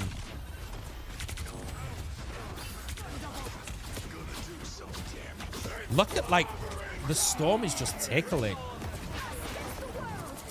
All right, there goes the Loki Cloak and Dagger ult. Maybe they can move forward off this. Finally, C4 gets some value. Dude, if they can't move in on this, they're in real trouble. There's the cloak ult. Pancake with another big ult, actually. With C4 over the top, this might be enough. Come on, you gotta kill. My God, how the fuck did Mace survive? That's crazy. Okay, good stuff from NTMR. Good cleanup. It took him a while. It took him 3 minutes, but that was a good cleanup. Holy shit. What's up, Wink? Welcome in. How you doing? Yeah, super solid. Couple of ults still to work with as well. If Storm can identify that they've got no support ults. Yeah, here she goes. I was going to say, this could be huge. Yeah. Nice. Through the portal as well, which is great. Gets the one pick off on the support. Might be enough. But, man, Usher on this Ultron. Dude, this drone healing is crazy, no? I'm good, thank you, Wink.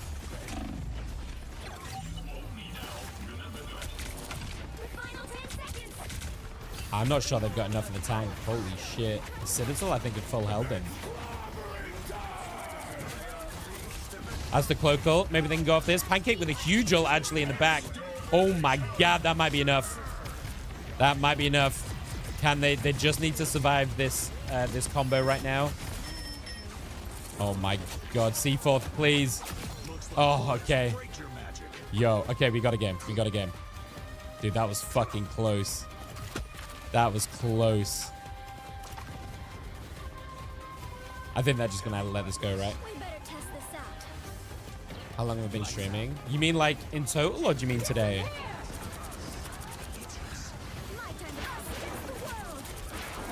Another cloacal? Holy fucking Hannah.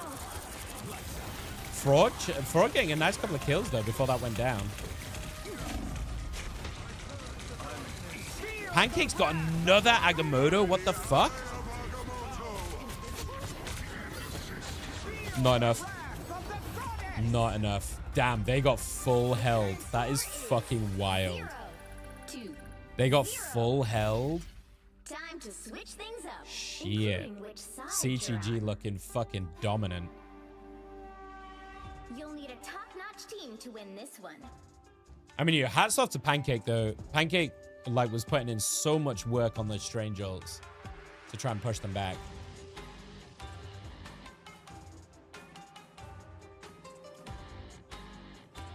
Yeah, switching off the triple support here. I think they did anyway after that first point. But Fraud looking pretty good on this Storm too, making the Storm look pretty outrageous. This triple support is so interesting to me though. I'm guessing the thing is to just deal with the Wolverine.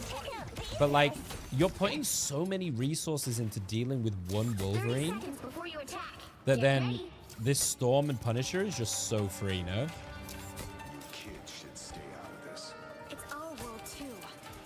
Yeah, this looks like one of my fucking ranked games, Jamie, yeah. Incredible gaming chairs.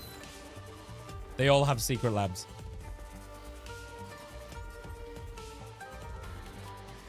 The battle starts in 5. Okay, let's see what CTG do, because I'm assuming that... Okay, they've gone to double tank, which makes more sense. Off the penny. But I mean, I don't get what NTMR are trying to do here with the triple tank. It feels like so many resources to try and deal with one hero. And you see Mace going straight back onto the Strange now. Seeing that they're running the triple tank again, he's gone straight back to the Strange. I'm guessing he was thinking the same thing. Like, what the fuck are they doing? Damn. Usher's going to have such an early ultimate, and he's going to pop it right now, I think. Does he pop it to deal with the cloak, or they're just going to sit and spawn and wait it out? They're just going to wait it out. They have a Storm ult. They've got Invis ult. They've got Punisher ult. I think they just push in off the back of it, don't they? Yeah, look at that. Cloak ult. Judge, Jury, Executioner. Storm ult. The Storm ult's really nice, though. Oh, Usher just got fucked. Okay, do you know what? Oh, shit. Come on. Sorry, chat. Sorry, chat. Sorry, chat. Do you know what? NTMR are holding them out. This is great. This is good stuff.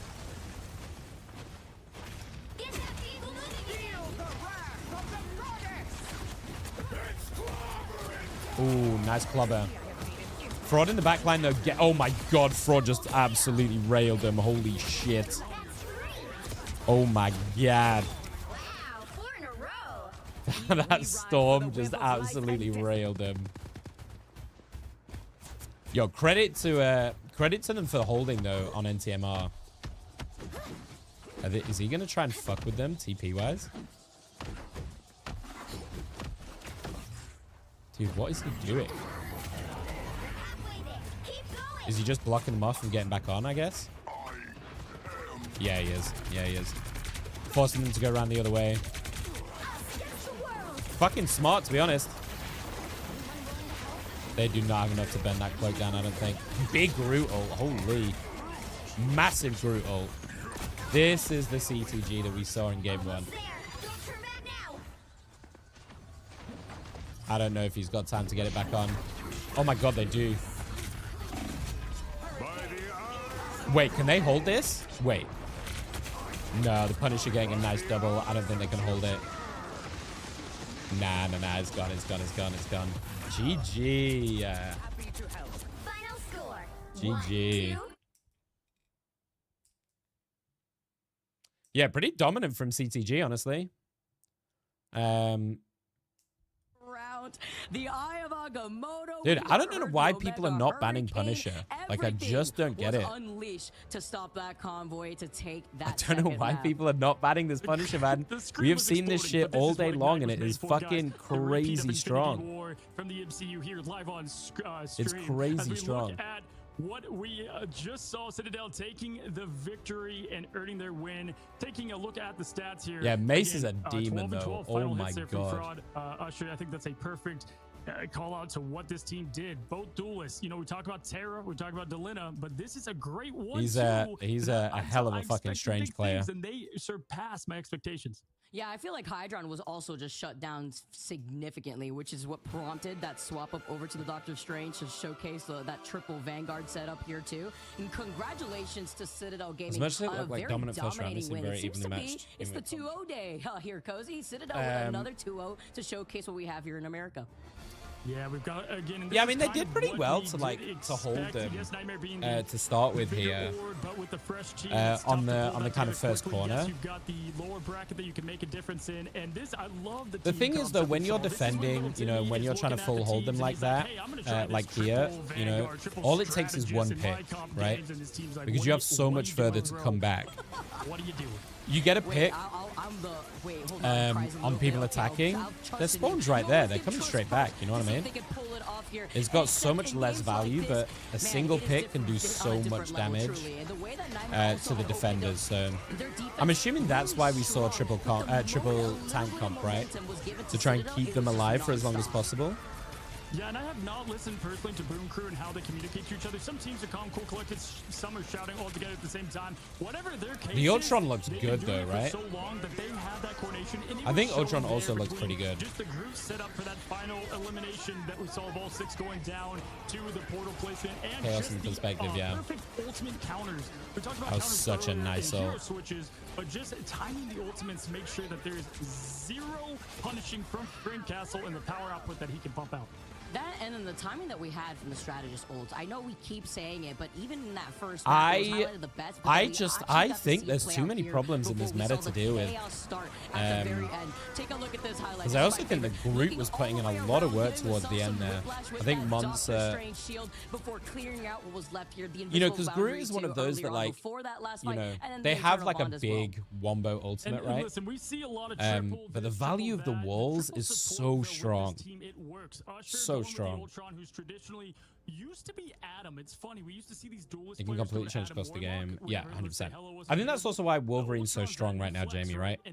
So if there's a commonality that we've seen, that I've seen today so far in these top level plays, it's definitely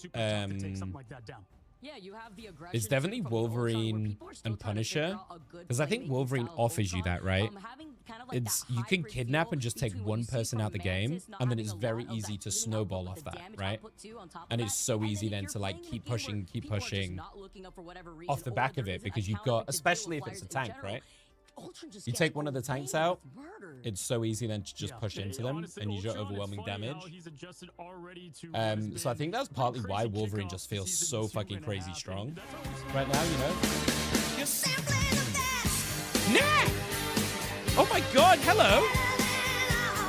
Hello! Welcome in! Thank you so much! I'm not normally on at this time. That's lovely. Thank you so much. How are your games? You doing did I see you on, was it the sock game that you were doing earlier? I'm good, man. How are you? Thank you. We are watching and casting. I know you know about my casting. So we've been casting Marvel Rivals tournament, the Ignite tournament, and we'll be doing so all weekend. I am having a solo cast, so it is a lot of work. But the games are super interesting. I don't know if you guys have been watching any today. But welcome in. Sorry, I should introduce myself. For any of you that don't know me already, which I assume is a lot of you, I'm Nick. Hello. I am predominantly a Marvel Rivals streamer and a caster as well. Did we just become best friends? Hi, Dev. I remember you. I recently casted a charity tournament that Nat was a part of. So that's how we kind of met. And hopefully I get to do a lot more shoutcasting as well. If you're interested in like Marvel Rivals pro scene, then stick around. We're going to watch there's 2 more BO3s to do tonight. And all weekend, we're going to be doing the EMEA games and the America games as well. It's lovely to have you all. If you just want to lurk away, please feel free. If you want to say hi, I'd love to get to know you as well. And thank you so much, Nat. I appreciate you very, very much. Thank you. We are in between games. So this is perfect timing. How are you, Dev? You doing all right? Sorry I couldn't join the games this week as well. I probably won't be able to join for a few weeks. Because I'll be doing this, most likely. But yeah. We were just talking about the heroes that we've seen a lot today. Because we have seen... I don't know if any of you are following the pro level or the high level Marvel Rivals. That's a good question, actually. And like what's quite strong right now, like what people are running. If you don't care about Rivals, that's totally fine. We do also play Clair Obscur. We do also do a little bit of variety, and we're playing Clair Obscur at the moment, which if you haven't played, is such a phenomenal game. Holy shit. I'm not normally a story game person, but that game, if that doesn't win Game of the Year, I'm going to fucking riot.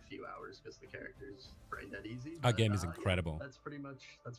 But anyway, yeah, we're talking about Rivals. Oh, sorry. I was want to say, so we were just talking about how ridiculous Punisher is at the moment. Because we have seen that shit all day today. Punisher, Wolverine, Emma, Mag, Strange. They've been the picks that we've seen the most. I've only seen one game of Hawkeye, which is crazy. I thought we were going to see way more Hawkeye. Nada. If you need to get off Nat, by the way, please do. I know what it's like post-stream. But I super, super appreciate the raid. Thank you. I don't normally stream at this time, so my stream is really, really quiet at the moment. Because obviously I'm EU, so normally I stream during the daytimes. Loki is one of the thank you, Jazz. I appreciate it. Thank you. For any of you that don't know Nat, by the way, super lovely, super fucking goated as well at Rivals, particularly on dive heroes, which if I ever get a chance or a choice, I will never give him again. So if you do, there's a lot of like community games and stuff and community lobbies that are super fun to watch. So I definitely urge you to please go drop a follow. Absolutely, man. And go check them out. The boys, they did a great job on Duelist there. Has a lovely bunch of people around as well. I've not met everyone, but I've met quite a few from playing with you guys. And everyone's been super, super nice. Not a bad word to say about any of them. Sometimes, you know, you come off of a win, you're shaking with adrenaline. I know whenever I play my match and it's super close. So we are currently, we've done two BO3s down, and there's 2 more BO3s to go tonight. And the next matchup is, we've got Sentinels to finish, which is a pretty recognizable org. The next game is going to be Shikigami versus Jobless Bums, actually, I think is the next one. Which I don't know much about these teams. I only had a day to prepare for this. Also, a little bit of background as to partly why I'm doing this at the moment. I actually applied to be a official caster for Marvel Rivals when they put that out recently, and didn't quite make it. I did make it quite far, but didn't quite get the job. But they were very kind to give me permission and allow me to watch Party It All and co-stream it. So that is what we're doing.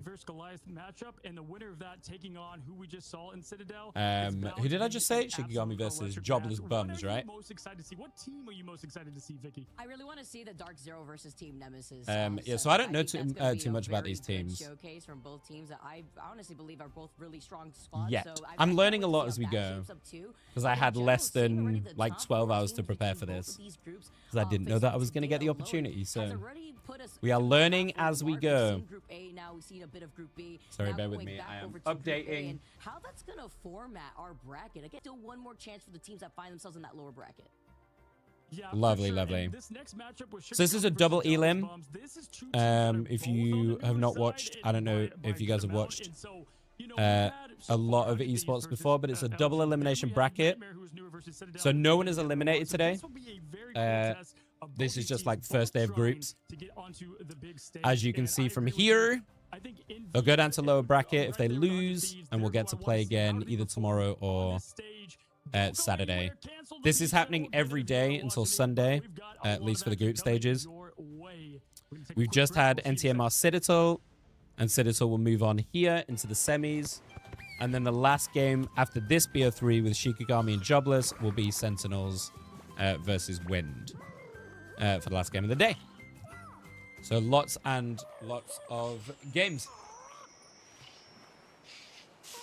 Loving these streams so far. Can't wait for the rest of the weekend. Yeah, they're super fun, and I love casting. It's hard work solo, I will tell you that. Once we get into the game, we'll do a little bit of casting for this game so you can see for all of the new wonderful people that came in with Nat. If you've not heard me cast before, hopefully I can show off a little bit of what I can do when we get into the next game. But it's harder solo for sure. That's why most casting is done by 2 people. It's a whole lot of just talking to yourself the whole time. Which I'm not terrible at, to be fair. But yeah. I assume you're streaming again tomorrow, Nat. Are you doing more community games tomorrow? Being it Friday? If you're still here. If you're not, all good. No stress. But in the meantime, we were just looking over Reddit and looking at silly videos and stuff in between. People's crazy opinions. There has been so much like crazy discussion. I don't know if you guys have this, because I know a lot of you do play Rivals. How do you guys feel about the toxicity in Rivals at the moment? There's obviously like a lot of discussion about it with Ninja coming out and talking about it, you know, and all of these big streamer names, you know, putting their hat in the ring about it. I've had my own thoughts about how ridiculously toxic Rivals is currently, and also what I think they can do to fix it. Because I think just sitting and complaining doesn't really help that much, apart from just, I guess, to let your own feelings out. But I think there's a lot that can be done on both sides. But I will say, I got to play NA yesterday. Dude, NA is so much better than EU. And it really shocked me. We have been playing in Northern Virginia. I don't know if it's different on different US servers, but we've been playing Northern Virginia for like the last couple of days. And oh my God, everyone is so much nicer than they are in EU. Like, it's crazy. If you play in EU lobbies, right? And this is no joke, right? No joke. I streamed on Tuesday and we played 12 games of Rivals. 12 ranked games of Rivals, right? 6 out of the 12 games, so 50% of the games, someone was AFK or left the game, right? And obviously, I don't get that rank back. So I lost half of the games purely because people rage quit or they decided to go AFK. And no word of a lie, the last game we played, the guy went AFK in spawn on Widow, round 1, because the enemy team chose Cloak. That's it. That's it. There was no, like, no one talked shit to him. No one said anything to him. He literally decided to not play because the enemy team chose to play Cloak and Dagger. What were we supposed to do about that? If you don't want to play against them, ban them. And if they're not banned and someone plays it, how can you be mad about it? And then he got so fucking triggered and then just refused to play. And that's what it's like in EU all the time. It's just constant, non-stop. Like, someone is always triggered about something. But NA, man, everyone was so lovely. And I was super surprised. Not in a rude way. But from what I've heard of US servers, they're not any better. I had a lovely time on them. Hi, Jack. Honestly, I'll mute the voice chat, mute the lobby chat, and ping what I need to. It's honestly a valid way to do it if you want. I think part of the problem with that, though, is that you're then forced into not being able to comm properly. And Marvel Rivals is a game that's so much easier when you can communicate. Which is part of the reason why I think so many people end up triggering each other in voice comms, right? Because it is a game that is better when you voice comm a lot. I know a lot of people that do the same as you. They just mute. And obviously, if there's anyone that's just been a dick, I just mute them. Excuse me, but I very rarely like mute the whole stream, mute the whole team, unless everyone's just been a fucking dick. If you're doing quick play, it's super valid. I think if you're doing ranked, it's so much harder, right? Yeah, and honestly, I think we are gonna see that. You know, sometimes because a lot of strats and stuff will also just require coordination, especially if you're playing dive. I'm a tank player as well, right? So let me tell you, playing tank right now fucking sucks dick. Recently announced we have Pride. It sucks. Lawrence Wicca, who I believe was on Shikigami on another hero shooter game a few years back. I know you're right, but there's so much hatred. Oh, you do what's best for you. 100%. What do you think is going to be? I know a lot of players that like either refuse to play comp or have given up playing the game because of how toxic it is. And I don't blame people at all. I don't blame people at all. If you're not someone who's like comfortable with like confrontation or giving people shit back, not that you should have to anyway, then muting is definitely the easier option. Yeah, I love Jeff, man. Jeff just makes it a shit experience, doesn't it? How do you even eliminate this guy? He looks just too happy to anyway. Yeah, exactly. But yeah, really please play Thor, man. I have not seen a Thor all day. I just want one person to show that Thor is actually good and that Thor can do so much work.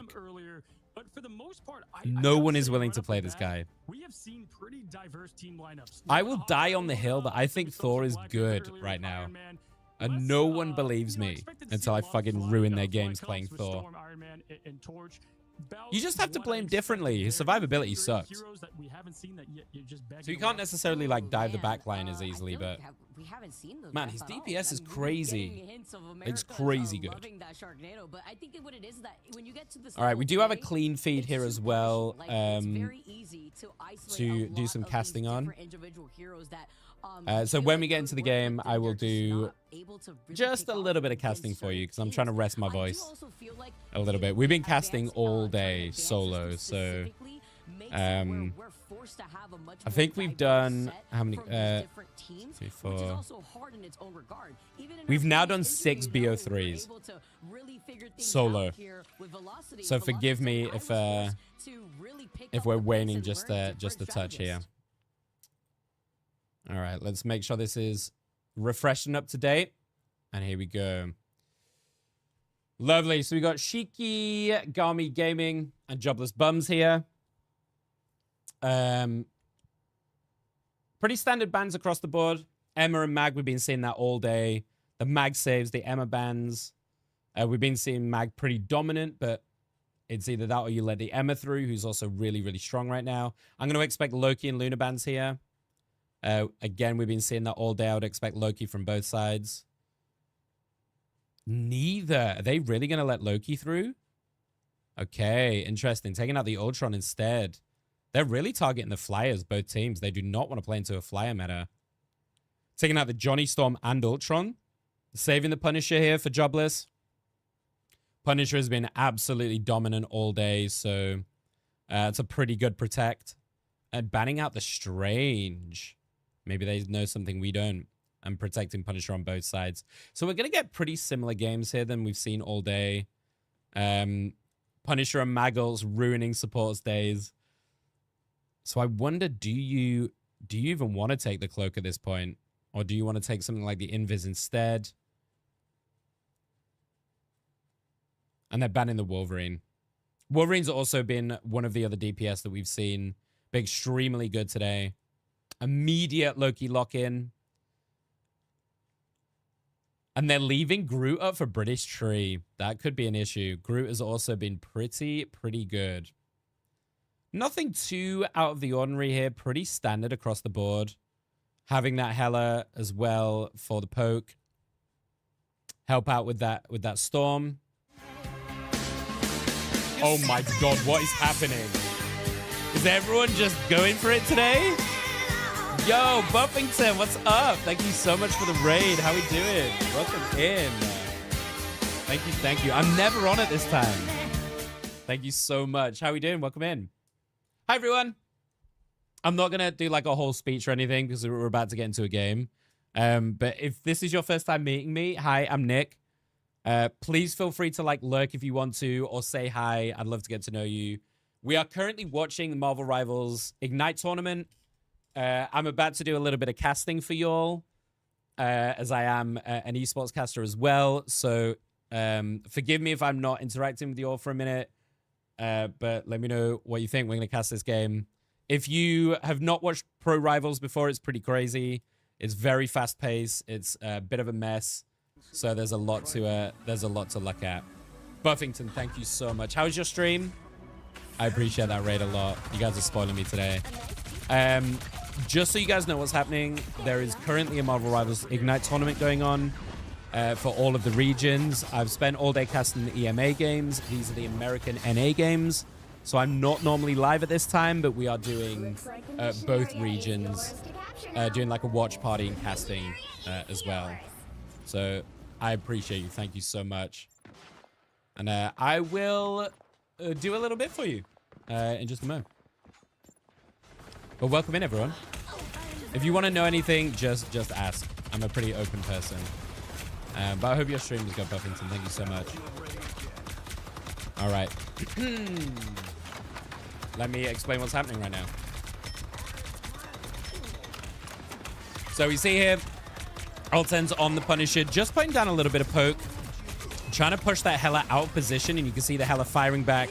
Trying to do the same to the Punisher. The Groot Wall isolates the mag really nicely, and they actually get that pick on Pride with the Benji getting that final hit. And it looks like Jobless have just taken this site straight up. Valk with a kill on Biblical as well. It looks like they're just going to have to back up and try and reset. But these Groot Walls are making it very, very difficult. This is what happens if you let a Wolverine in. It's so easy to get these early picks as we start to build up some ults. 50% already on Jobless as we look here to Altens. With that Punisher ult that we've seen be so dominant today. British Tree also with the ultimate as we see Shiki popping that Punisher ult to try and push into the site on top of the Cloak ult on both sides. We see the Cloak ult dropped either way. Benji dropping on that mag with a nice kill from Shiki on the Human Torch. Alten's trying to get some damage down, but not really getting any effectiveness there. Only kind of poking and stopping them pushing further in. A nice freeze attempt to finish off that Wolverine, but there goes the Lunar Roll on the site with Pride on that Maggle as well. Over the top, gets a nice kill on Altens, finishes them off with Valk also dying on that Wolverine as we see everything just being blown to try and take this site. We're at 89%. You've got to do something here, Shiki. You've got to finish this fight. British holding on that group, managing to get a nice kill, using those trees to block, but Wicker finally takes them out, and it looks like Valk is backing off to try and reset. They've got plenty of percentage to work with. 96% on the board as we see Shikigami starting to take some of their own. That's totally all right, Buffington. I appreciate the raid. Thank you so much. It's lovely to see you, and I hope work goes okay tomorrow. And we see them go straight back in. We see the Eye of Agamotto trying to get some damage down. The audio is a little bit desync, so I apologize. We'll do that in a second.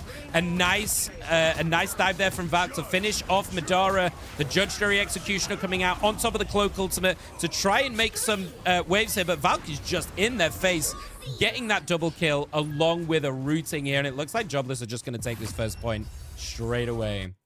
I hate audio desync. It's happening all the time in this on this stream. And a clean 1-0 from Jobless, looking really solid in that first game.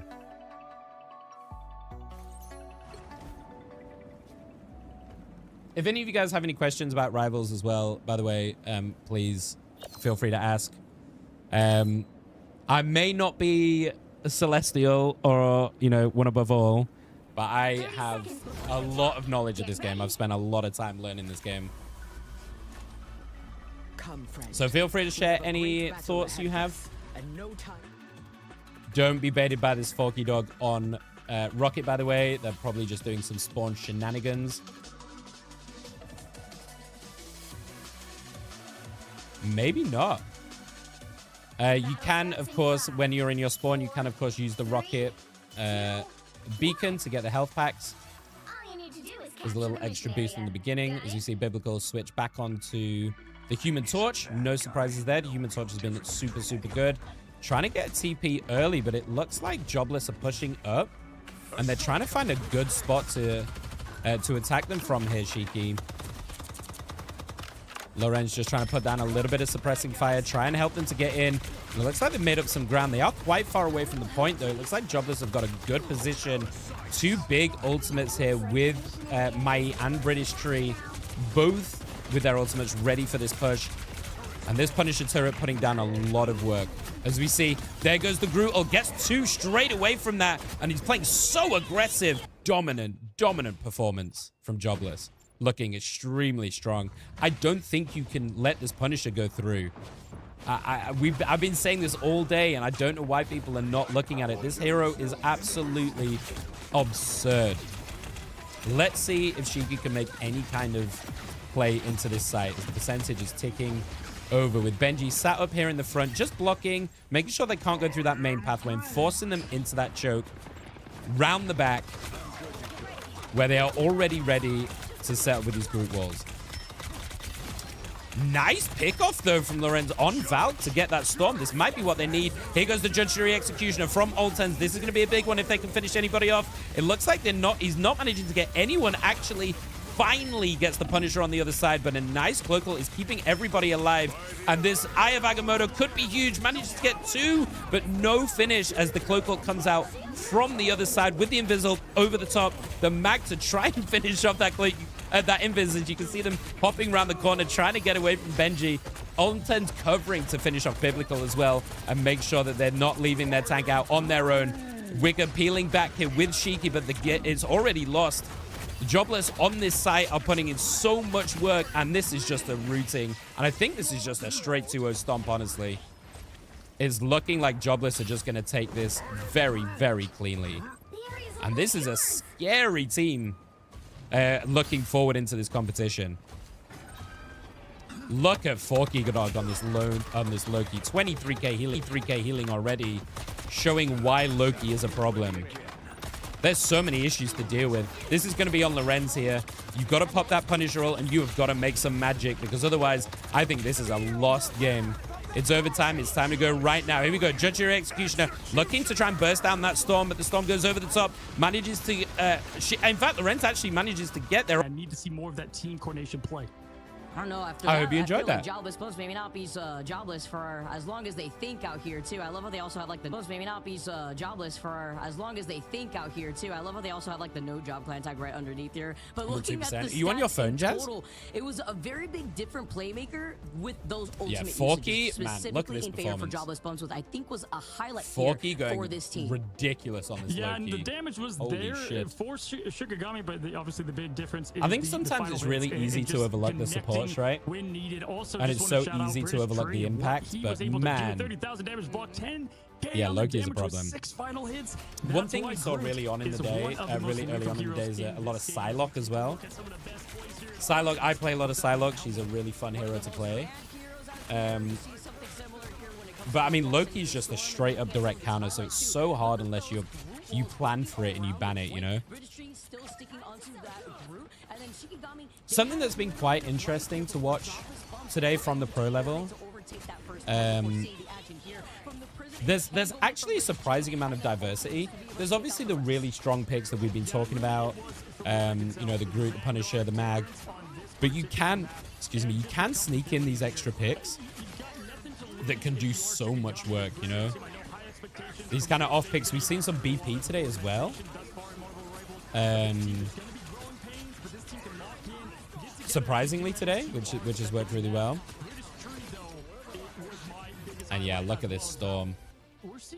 But I guess when you see how strong picks like Loki and Luna are, it's hard to justify, right? It's just very in tune with the brand. I'm loving it here from Jobless Bums, and then making some of the What's up, Sword? Winter Magic skin in an hour. Oh yeah, because they're bringing it all back, right? They're bringing back the old skin. Yeah. And they're adding the Fantastic Four skins, right? The new changeable ones. We'll see if we can have a little sneak peek at the end of these games. Wondering, by the way, I'm UK based, so this is very early morning that I'm staying up to do these. Probably going to be here till about 5. Well, actually, maybe like another hour, because we've got one BO3 left after these games. It looks like this one's going to be a bit of a fucking wash, to be honest. So.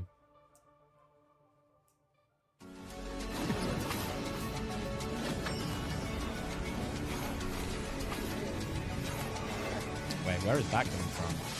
Oh.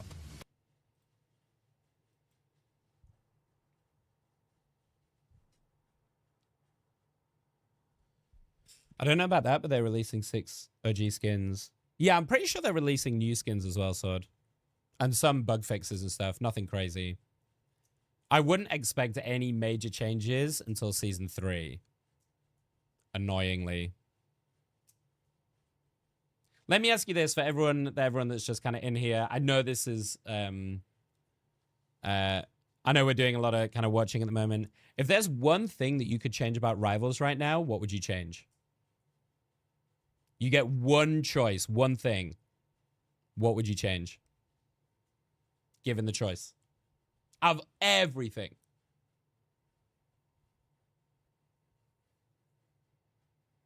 Yeah, it's all right, Jess. No problem. I appreciate you. Thank you.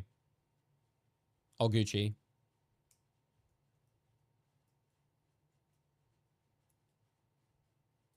For me, I would take out the... I would take out the engagement-based matchmaking. That shit fucking sucks. I've been waiting for the magic skin since January, and I've got the 350 hours in her. So I learned every single hero from start to finish. I had to get 3 competitive wins on each hero before I could move on to the next. So I learned every hero in the game in Season 0. And it took me the whole of Season 0 to do it. But it gave me like a really good insight into like how a lot of them play. And Magic was one that was she just felt super enjoyable. There's something very satisfying about the dive champs in this game, you know? I think that's why so many people enjoy them, right? BP, Magic, Iron Fist. For these Iron Fist enjoyers out there. I'd add roll queue to stop triple tank or triple support. Oh, no. I think roll... I understand why some people want roll queue. I'm telling you right now, roll queue would destroy the game. 100%. You could do it as a separate option for sure. But other than that, I think roll queue would destroy the game. it would take away so much of the strategy and flexibility in like trying to deal with different things.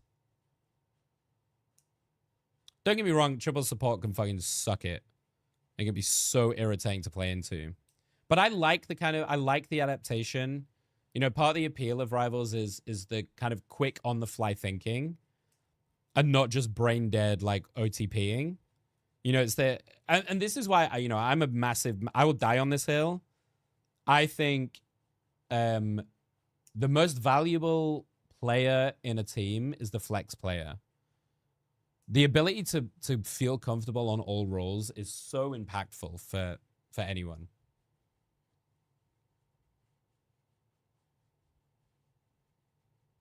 And 13. So I went down from like GM2 to like Diamond 2. It was an insane losing streak. It's not been a good couple of days of games. That's why I decided not to play any for a while and just sit and watch it instead. Roller's different part of the comp would be good. Yeah, I see what you're getting at. I wouldn't mind roll queue being a separate queue maybe, so that like you can still play the main game as is, but maybe if you want to play roll queue and you're fed up of like, you know, you just want to play your heroes, then you can queue into roll queue if you want to. But it shouldn't be the main one. It should definitely be like separate. Yeah, these are the new Fantastic Four skins. They're cute. And I'm pretty sure they changed color. I'm not sure how, but I'm pretty sure they changed color, like, in-game. I think just using your abilities, right? But it's cool. I like this kind of stuff. Any, like, I'm such a big advocate for, like, interactive skins in games. Anything with, like, sound effects or, you know, different ability effects. I think it's one thing that things like League of Legends does really well, for example, is making the skins feel like a lot more worth and a lot more value rather than just a skin. But one thing Rivals does have over a lot of other games is that it's third person, right? So you do actually get to see your skins when you buy them. Sorry, we keep having a refresh because it keeps fucking up the audio.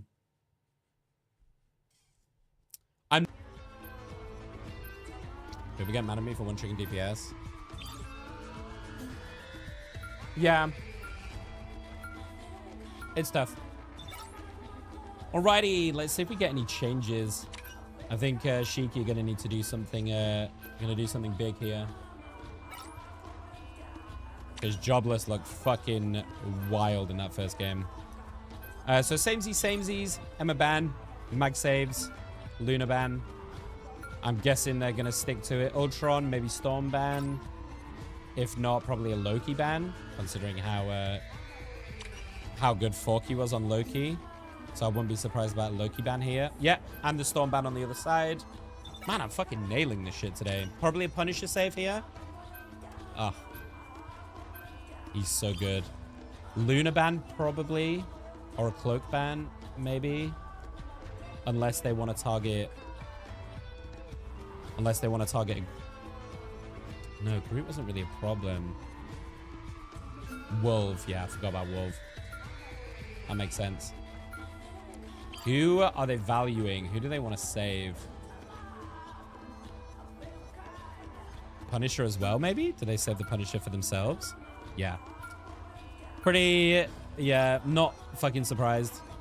I just don't understand how this Punisher is getting through.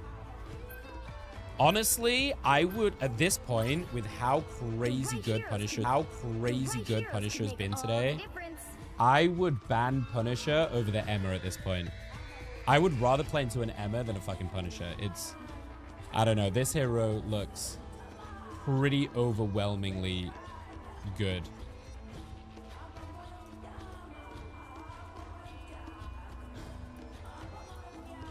I like the Psylocke, though. With the Loki ban, I like the Psylocke. What are we playing? Hall of Dajala? Yeah, I quite like the Psylocke. The part of the problem is you cannot play it afterwards. Because part of the problem is sometimes in these kind of comps, right? If you are the only, like, really... Where is my audio? Hello? There we go. If you are, like, the only big ultimate, then obviously you're just gonna get, like, stopped every time. That's a cool little portal play, though. I would have liked to see him try and interrupt the other strange portal and put it in front, because I think that could have done wonders. And they're breaking the bridge. Pretty standard. Groot should be pretty good in walking up here, though. You can see them hugging the side. Damn, this Punisher is not afraid. What the fuck? They're playing this so cautiously. And this is what I mean. Biblical can get into some good angles. Farming a little bit on the tanks. Oh, dropping? Oh my god, that is ballsy. I would have just stayed up top. You were farming. That's a crazy positioning. Yo, that's so aggressive. What? Oh, no. This is bad. This is bad for Shiki. This is real bad. They popped the Punisher roll, and they just got fucking sent on. Oh, that's really bad. Oh, this looks like a stomp. Oh, Shiki, Shiki, Shiki. This looks like a fucking stomp. Shiki, Shiki, Shiki. This looks like a fucking stomp. Uh-oh, SpaghettiOs. We'll see if Biblical can get anything done here on the Psylocke, but I'm not sure if he can. Mine is holding onto this local, which I imagine they're maybe a little bit cocky and not popping that cloacal. Or maybe they were expecting Pride to come out with that Maggle anyway, so just decided to save it. They have 4 minutes on the clock. It's not the biggest deal in the world. Valk got caught out immediately. This is going to have to be a big Agamotto. He's looking as well.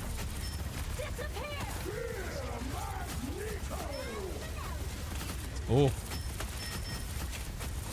They're doing such a good job of kiting that Punisher, though. But Madara in the back line. Damn. Big strange play. Big strange play. That was really nice. That's just a really good bit of coordination, right? They're spending so much energy running away from the Punisher roll that Madara just sneaks in there. Gets a nice double on the supports. Easy.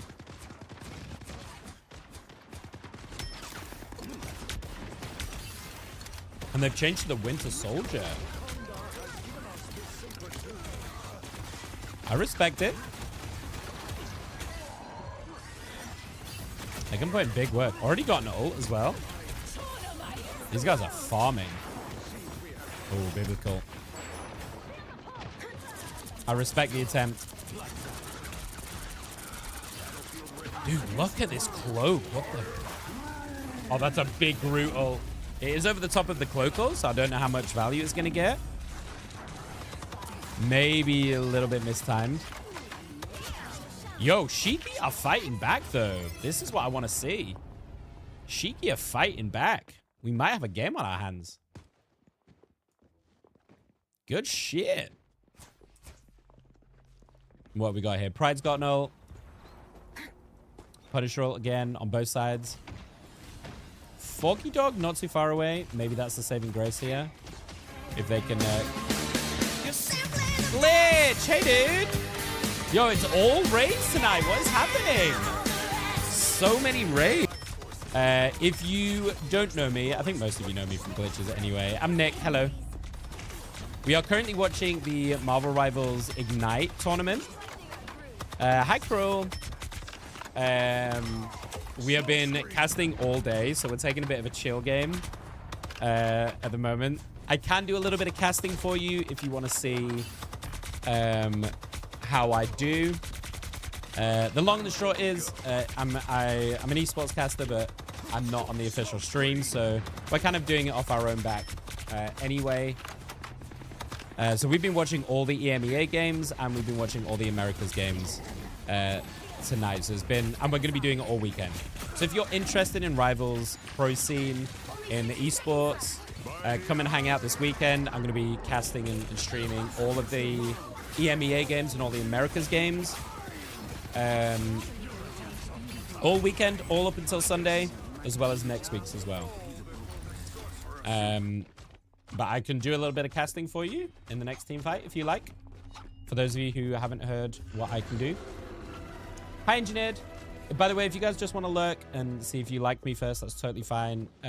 If you want to say hi, I'd love to get to know you. Welcome in, everybody. And Glitch, I love you, dude. Thank you. I'd love to hear your thoughts about the tournament. In what respect, Engineered? In terms of picks, or in terms of like how it's being run? All right. I'll go for the next team fight because this one's already like partially done. So I mean, in terms of like, it seemed pretty smooth in terms of the way it's been run so far. Haven't really had any issues. I've been given a clean feed, which is why you can't hear the casters right now. We'll talk about with picks. There's a lot of the same stuff that we're seeing over both regions. A lot of the same heroes. It's quite interesting as to why, but yeah, we'll go through that in just a sec. We see Benji here. Nice block there from Madara's ult. Managed to get a few, but the Cloak goes down straight away. Lorenz here on the Punisher gets a nice pick off on that Psylocke as we see the pushback now from Jobless. Trying to push in past that mag as we see Madara going. Gets a nice magic to get quite a lot of damage down, but the Eye of Agamotto is blocked by that Lunar ult, stopping all of the damage as the Cloak also goes down. A nice attempt there on the mag to finish that Cloak off, but it looks like they're being pushed back. Shiki, can they hold on? This would be a huge hold if they can do it. There goes Kinetic, does get taken out by British Tree, but actually takes out the Luna, not the Cloak. So the Cloak ult is still down, but here comes the big bad Punisher. Gets that double kill. We have seen this being dominant all game long. The Invis ult down to try and keep holding on as Biblical is getting away from that Psylocke ult, but is being diffed. Run into the corner by Valk, who's pushing everybody away. Madara going in solo, trying to get some work done, but it looks like Jobless are going to push this in all the way. With a nice ult from Biblical, but I think it's just going to be all for naught. Actually manages to finish one of the kills with the help of Wicker on that Luna, as we see the other ult on the other side from Lorenz trying to put in some work. Manages to get Benji down. Pride getting another kill on Tree, the mag for mag, and here comes the shotgun Punisher trying to hold on to this point. It is overtime. It's all to play for right now. Another Eye of Agamotto from Madara. I feel like we just saw one, the Cloak ult down straight away. This is being held immaculately by both sides. This is an absolute shitfest of a fight. Madara still holding, manages to finally get that finish on Valk, on that Psylocke. As you see the turret attempted on top of the point, attends with this shotgun. It looks like this is going to be all they wrote. Madara putting in so much work on this front line. Both Punishers just shotgunning the way. And here goes Benji. For God's sake, with the audio is going to be out of sync. I'm so sorry. Benji getting the Eye of Agamotto onto in the back line, but they're still holding on. This is such a wild fight. Another hold. What an insane hold. To get 2 points and not let them cap that third. Shiki showing some fight in this game. And take a deep breath. Top-notch team to win this one. There you go. That was a crazy fight. Holy shit.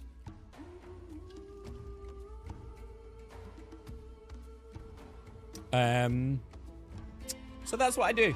If for any of you guys who are kind of newer here, I do mostly play-by-play. I usually have a co-caster, but unfortunately my lovely and amazing co-caster is Australian, so our timelines do not sync very well during this tournament. So I'm having to do a lot of this solo, which is much harder on your own, because I don't really get a break. But I usually do the play-by-plays like that. So in terms of let's talk about picks. So as you can see, Punisher has been non-stop all day. Punisher is actually a demon of a hero at the moment. I'm really surprised that it's still being let through, to be honest. If I'm a coach right now, I would be looking to ban that shit perma. It's so strong. Tanks-wise, pretty consistently Emma bans across the board. I've seen maybe one game where Emma's been allowed to play. But it's usually ban Emma, save Mag. So predominantly we've been seeing mostly Mag, Strange, Emma for the tank options and a little bit of Groot. Riot, thank you so much for another rainbow. I appreciate you. Thank you. DPS has been Punisher, Wolverine, mostly, depending on what they don't want to play into, right? I mean, you can just see this top side. Look at this. Cloak ults everywhere. Eye of Agamotto's everywhere. Just fucking Punisher ults. Because I think what people have identified in this tourney so far is the support ults are extremely strong. But Mag and Punisher specifically are the two best heroes to try and deal with them, right? Because you can burst them through their ultimate. So even if Cloak pops it, even if Luna pops it, you know, you can throw the Mag on top. The Punisher ult can burst it through, which is why I think Punisher is valued so highly as well right now. We've seen a couple of BPs, Scarlet Witch, hero there as well. I would like to see a bit more tank variety, I think. I've not seen a single Thor, which I'm super sad about. Super sad about. I'm a Thor main, so I really want to see some Thor. Anyway, Glitch, how's the rest of your stream, dude? Sorry, I know watching these games does not lend itself to like my usual like chatting away with you guys when I'm so focused on the games and stuff. But thank you, man. I really appreciate it. None of my mods are here to give you a shout out at the moment, but listen, guys, me and Glitch have been friends for a while now. If you are not following him immediately. And Poutine while you're at it. Follow them both. Damn, huge Agamottos. Wait, did he still get that rocket? Yo. That's crazy that he still got that rocket. I thought that dash was enough. Jobless having a hard time here, dude. Jobless might get held out. Sorry. I mean Shiki. Shiki might get held out. Jobless are doing a good job. Fuck me. Tired brain. It's always a close call with that Maggle into Punisher. Ooh, nice Agamotto. Is it enough? Oh my god, they just fucking walk over them. Dude, these fucking Agamottos are crazy. Dude, I think you need an invis. We've actually seen a few teams ban Invisible Woman because they know they want to play Strange. Yo, that's a great hold from Jobless. Solid. Solid. That's just a straight 2-0, man. We have not had any series that has not been a 2-0 today. Wow. I mean, honestly, great team. Every single game has been a 2. Every single series has been a 2-0. Sometimes early mistakes can end up costing you the entire game, and we saw it there. They gave up that first point way too quickly on their side. Damn, that's crazy. Because when you can burst through that, Vicky, you're able to really steamroll from there, but there was just no momentum. Thank you, Riot. I appreciate you very much. Thank you for all the gifties. Also felt like there were once again, like you look doing at a little check-in, but probably gonna leave you.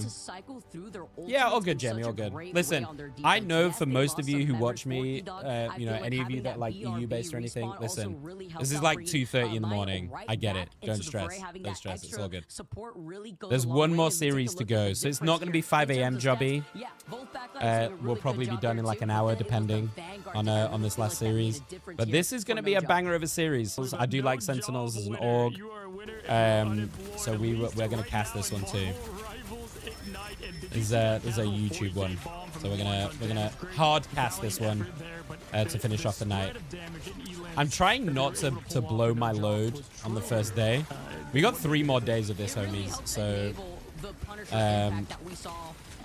I've got to be make sure I'm resting my voice enough. Letting Emma through and banning Punisher. I think Punisher is way too much of a problem. A fun way to kick off Ignite in the games we expect to see here, but Jobless Bums getting the job done. Because it's also like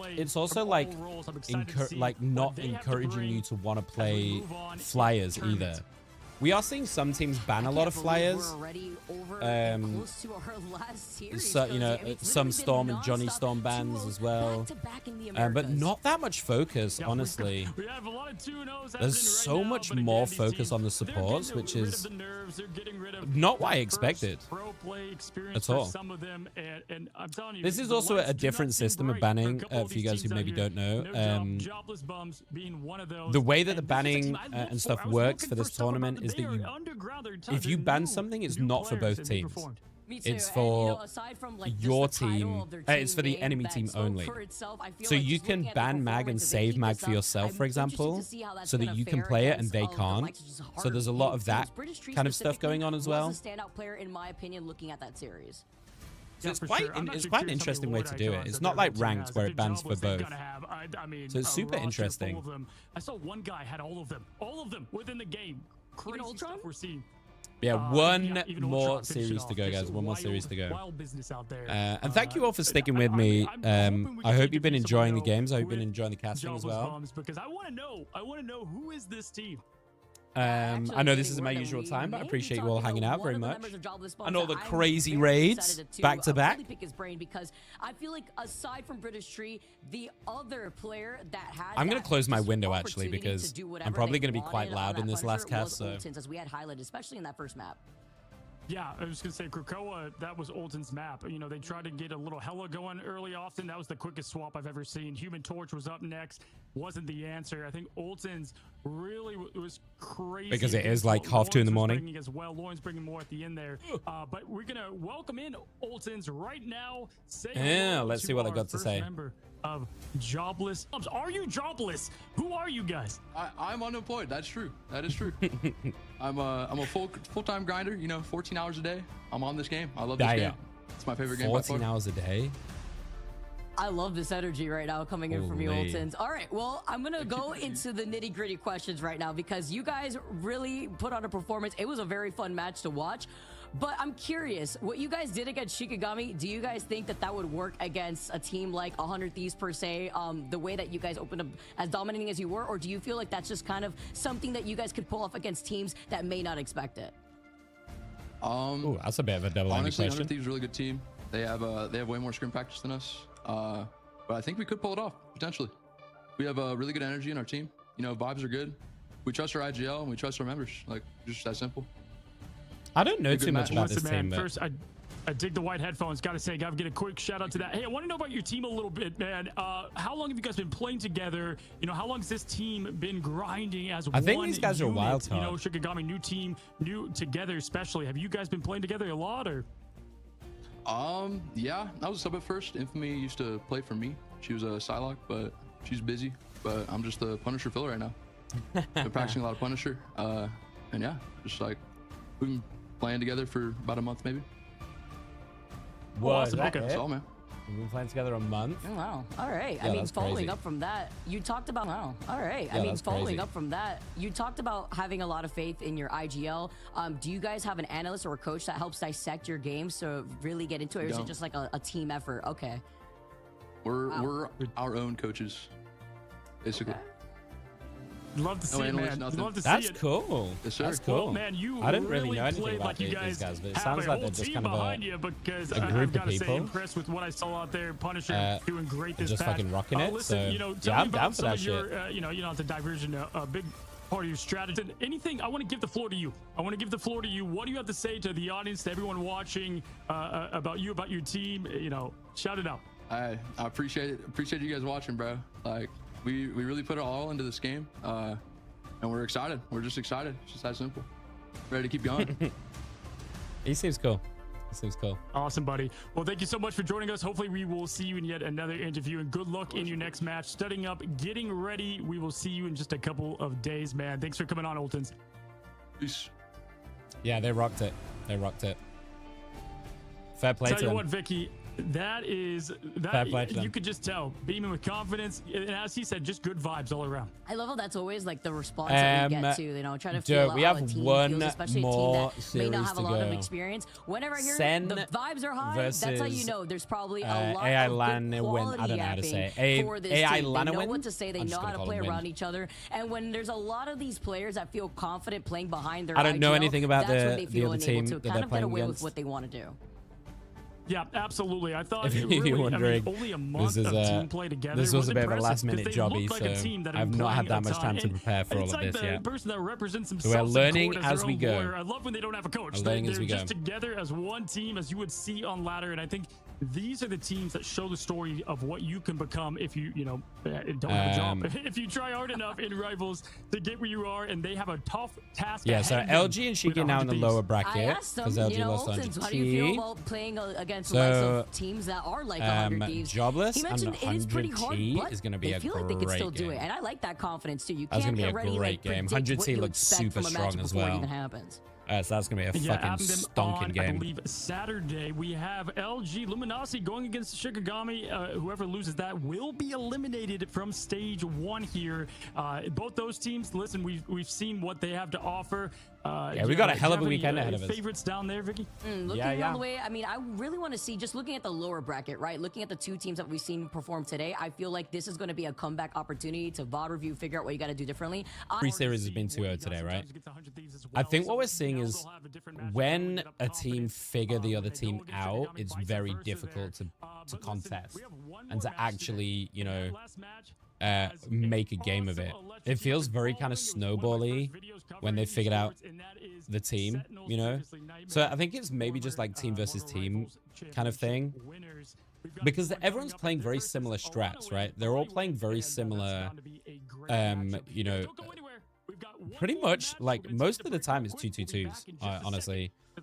2 tanks, 2 supports, 2 DPS. We've seen a couple of 2-1-3s. I think we've seen a couple of triple supports as well. But they're very similar comps that people are running on the whole. So I don't think I don't think this is necessarily coming down to hero selection as much as it is team strategy and team cohesion, you know? And specifically how a team strategically plays into another team. So they might be right with that, you know, maybe LG can make a solid comeback, and it was just against 100T. They were just really struggling, you know? But, I mean, 100T looked pretty fucking dominant, to be perfectly honest with you. Same with CTG. CTG looked really good. NTMR did not have a luck in really at all. NTMR did not have a luck in really at all in that series. And then, I mean, Jobless and Shiki was probably...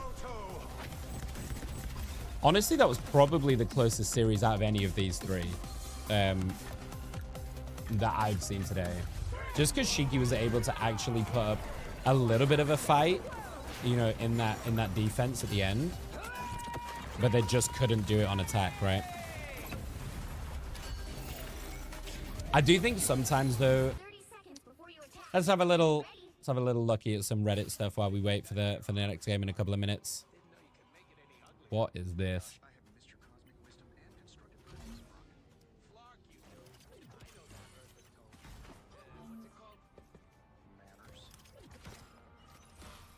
This is gonna hurt. Wait, that's actually so dirty. The battle starts in 5, 4, 3, 2, 1. That's actually so dirty that you can hide them behind the pillars. Oh my god. That's definitely not like long sustainable, but like early. I mean, how do you get out of that? I mean, you got to go through the side door, right? Yeah, that's kind of a dirty penny trick. Have you guys seen, oh, what's the guy's name? There's a guy that's been coming up on my TikTok who is playing Rocket with Penny, but he's like spawn trapping the mines. So there's a thing with Rocket where if you because the res spawns mines, the res beacon, you can take away the res beacon and the mines stay. So you pop it in front of their spawn or like in a spot that they're going to run past. The mines stay on there and you just take the beacon away so they don't know that they're there. And it's like having a penny blowing people up. It's fucking insane. And it's really successful. Like really successful. This guy's like smashing on lobbies with it.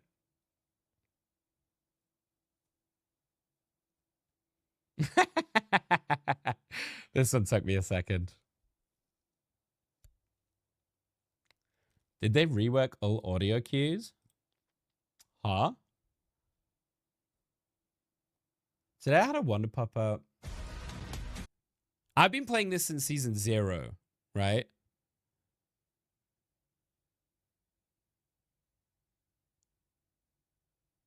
I've been playing this since season 0, and I've got like 4 lords. I have played a lot of heroes that I've already lorded though. But man, every single one is fucking insane. Does it say how many hours they've put into that? Someone must have asked a question, surely. Quick play matches alone. 1,300 hours, bro. What? That's fucking bananas. I think I've got like 300. That is fucking bananas. Yeah, no kidding. God of Unemployment. Holy shit. That's absolutely insane.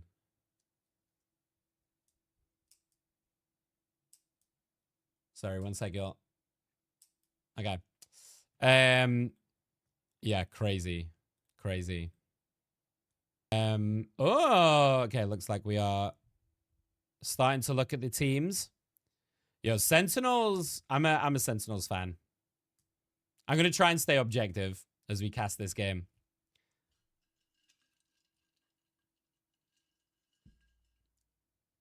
Apparently just quick plays, Jamie. Apparently. Just quick plays. Okie dokie.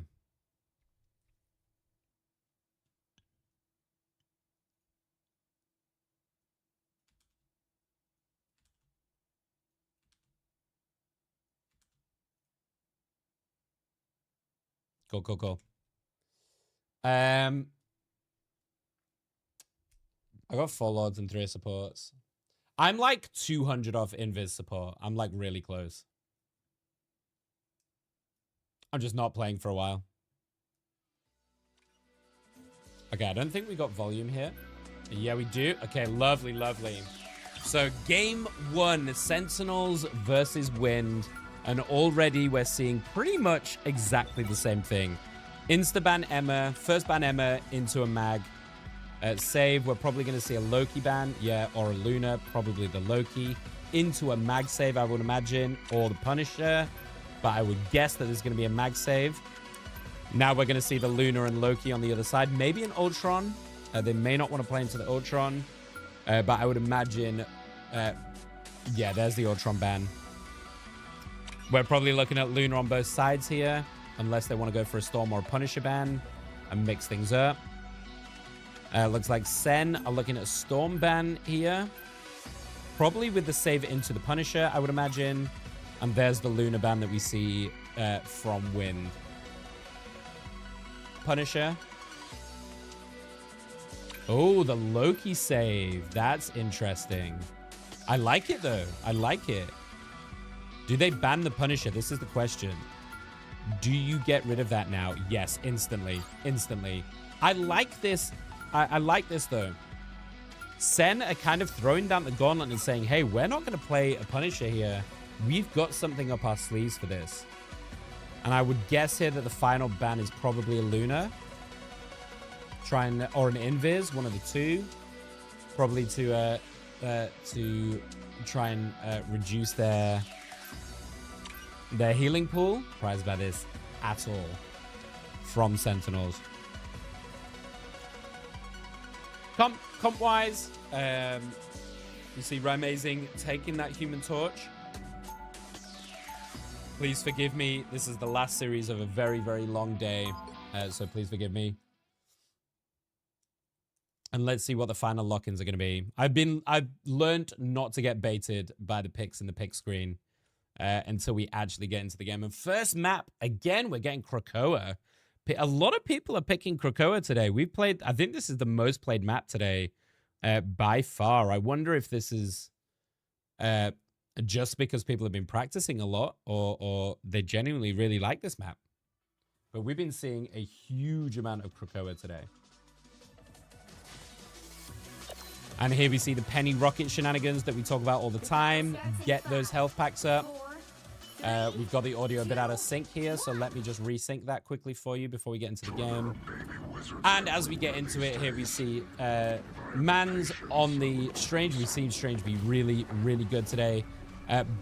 Wolverine on both sides. We've seen how dominant Wolverine can be as well, so I expect Crimzo might have a bit of a tough time here on this group. If he gets continually kidnapped. This is going to be on Goma to do that. As you see Nectar just kind of stalking around, looking for some prey, looking to try and get a tank. Tries to dive in and misses. Meanwhile, nice early kill on that mag. And Sentinels are going to kind of have to give up this point early, I think, with that immediate pick. And an early point to win with some nice percentage to get on the board. As I think Sentinels are just going to look to hold this high ground, not give away any more kills, but just wait for their mag to come back in full force. Maybe try and farm some ults in the meantime, which we see them doing as we speak. Suppress just laying down that suppressive fire. As you see, the Wolverine just stalking to block them off. And it looks like they're just going to reset. And it's actually double Gru, which I didn't see. I apologize. I did not see that Aramori using the ult into a Gru, which is fantastic. We don't normally see that. I love seeing a Loki being used in different ways rather than just a support ult. Here we go with the Supernova. Over the top, Suppress popping theirs as well. Let's see if Suppress can get anything done with this Punisher roll. The bubble to try and keep him alive, but actually gets burst down by Amazing. Really good hero focus there as Nectar gets another kill on Jalan as Goma also gets techie. And this is just trade after trade after trade. And Amazing with Sentinels coming out on top. And that was just some really nice hero focusing. You hear that Punisher roll going, you know that's danger time. So using that Supernova just to cover and bursting down, even with the supportals going over the top. As we start to see Sentinels getting that percentage up, creeping up to 60. And this puts the onus now on Wind to try and make it work. They're going to have to push in. Sentinels can kind of defend this point, keep this ticking over, farm those ults. As you see Mans having that Eye of Agamotto, looking for a way in, but the Wolverine kidnapped straight away from Nectar just to try and discourage it. He gets chased off as he's still poking up top here. Just being a little bit of a nuisance. We see the tanks trying to get in on this point, but it's scary to walk in because the Groot is going to block you off. The Cloak and Dagger over the top as well. As you see Prince get a kill. Mans finally goes for that Eye of Agamotto, but there is an Invisible Woman all over the top to keep them alive. So it just does keep them there, but it doesn't really get net any kills. As we see all of this backfight, Suppress getting that kill on Aramori. That could be key. Yalaman's chasing Kurova as well. That's both supports down. This is exactly what Wind need. And I think this is a back out angle if you're Sentinels in a reset. Crims, though, still fighting, getting that kill, getting traded. And I think you just got to accept death as Aramori and Nectar and Kurova are back up top. And a nice fight from Wind. Taking that point, using quite a lot to do it, but we see Goma, 98 can you do on this last push, potentially last push. There goes the Supernova, pops it early, the mag ult to counter, soak up as much of that as possible, throws it to try and get the Loki, but just hits the lamp instead. Meanwhile, Goma getting a kill on Nectar, Wolverine for Wolverine, and here goes the Suppress on the Punisher, pushing them back, and you cannot push into it. They managed to chase it out well, Sentinels, with a huge Groot ult from Crims. Massive to get the two tanks in there. Amazing over the top. Crims just absolutely saved that fight, to be honest. And this Groot is proving to be quite a problem in the backline. We see this Wolverine trying to get a pick, but it looks like he's just going to call it. And that's going to be overtime. He's trying to touch by Aramori there with the cover. And Sentinels with a good first point. This Groot looking like a problem. And I don't know. It's tricky for this Wolverine to get on top of this Groot and kidnap them. It looks like their focus has been on the Strange instead. And this has left Crims completely free with Rymazing on this Johnny Storm. Despite the nerfs, Johnny Storm is still exceptionally strong. And look at that damage from Rymazing. Are you kidding me? 16,000. There is a reason that people consider him one of the best DPS in the world. That's absolutely absurd in one round. Johnny Storm just putting down those flames, doing a really nice job of their target selection. And let's see if they make any changes here for round number 2. It looks like It looks like they're gonna even Stevens it, except Goma. Is that an Ultron Iron Man switch I see? It is. I love it. And a thing as well from Mans, I'm assuming to try and deal with this, Nectar on this Wolverine, pulling them out of position. This is quite a lot of switches. Wind really going. The thing is just going to be deleted with Prince jumping off the map as well to reset. A lovely early fight from Sentinels. Nectar getting that initial pick. And this is why we've seen the Wolverine be so contested and so sought after in these games. All it takes at Marvel Rivals at this high level is for one pickoff, and especially if you get that tank, the fight is almost over before it starts. And here we see them take quite a forward position. Wind just trying to poke away. Rymazing playing this corner well. And that's a huge Groot. Are you kidding me? Huge Groot ultimate. Can they burst through the Invisible Woman ult, which comes to counter it?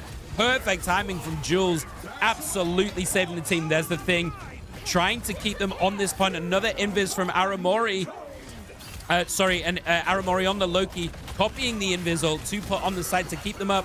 Another steal with Crims and this Nectar just making their life a living hell on Wind. I don't know how you fight into this, honestly. There are so many problems to try and deal with. They popped everything to try and take that fight. The only thing they've got left is an Ultron ult. 58% on the board. And look at what they're working with on Sentinels. Teki and Kurova both have their ultimates. They're going to try TP to get in. This is their one shot to try and get in behind them. But look who's ready. Crims already there with the Groot walls. The positioning behind them. They're doing a really great job of retreating together. Behind them, they're doing a really great job of retreating together and using this Groot for cover. There goes the Maggle. Nectar getting that kill on Manson. Oh my god. Crims and Teki just absolutely deleting them. I mean, Wind are in trouble. This looks like a pretty clean sweep. They've got no TP to get back on site.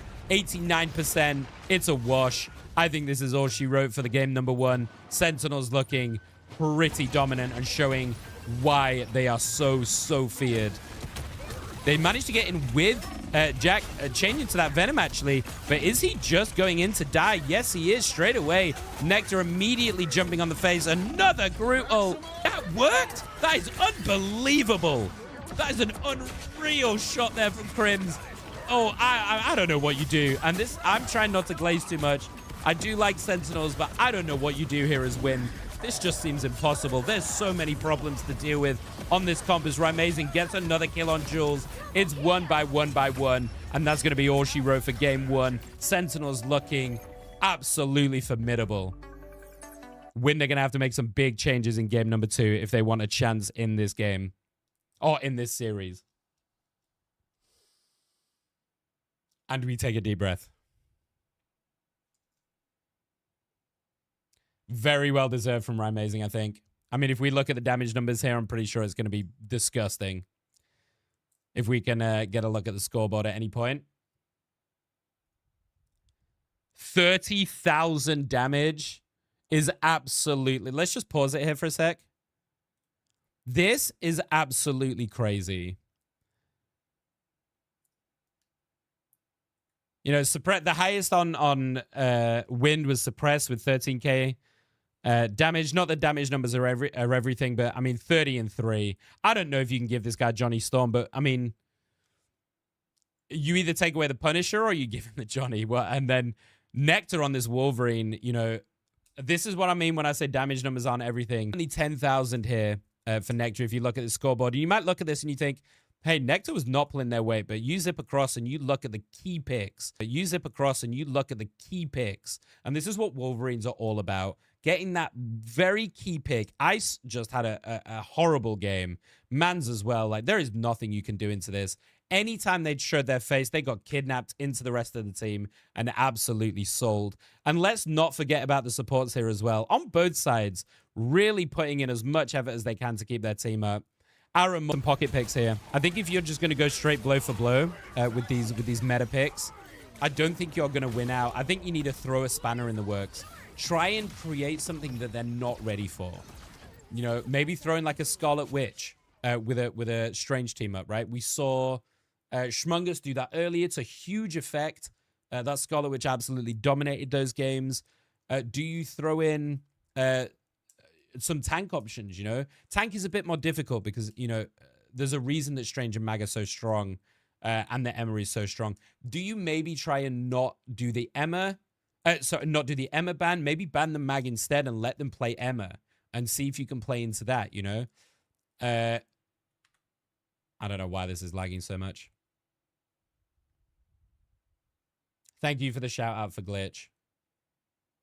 I did talk him up, but please go show my boy some love. We love Glitch around here. And that is game 1 done and done. Thank you, Jazz. Man, am I going to need some lozenges tonight? Let me tell you that much. That was a crazy game, Jamie, right? That was a crazy game. Pretty dominant from Sentinels, though. I'm trying to think of what Wind can do to try and you know, to try and play into this, because as I said, I think you can do it straight for straight.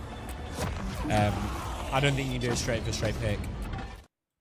I think they have to come up with something inventive, you know, maybe even something like an Iron Fist, you know. It's kind of tough, you know. Wolverine is undoubtedly the best tank buster at the moment, and it's not even close. So maybe you don't want to do the Iron Fist instead. You know, maybe you want to stick with the Wolverine. So, you know, if you want to go on a second DPS and you don't want to give him Punisher, you're still going to need something that's got into flyers, right?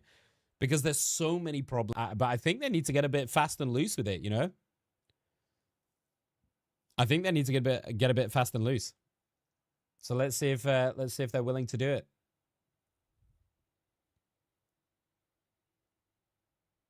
You made it back, Jazz. Your phone died. It's all right. Don't you worry. Oh, Gucci. Did you enjoy your evening walk? Dude, let me tell you, it's so fucking hot in this house. You are about to see me sweat like a motherfucker. So I kind of hope this is a 2-0, if I'm honest.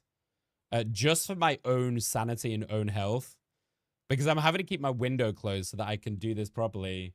But man, it means I can't turn my AC on. So I am fucking frying right now. You're about to see me get very rosy and very red.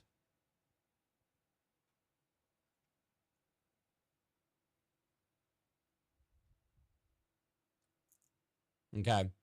Potentially the last game of the day. I feel you're tired. How much did you walk? How long did you go for?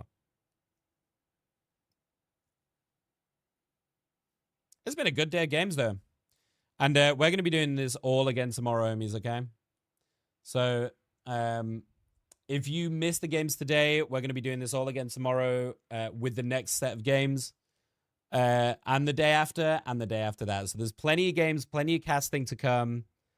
Let's do a shameless little plug for myself. If you're not following me on socials, please do.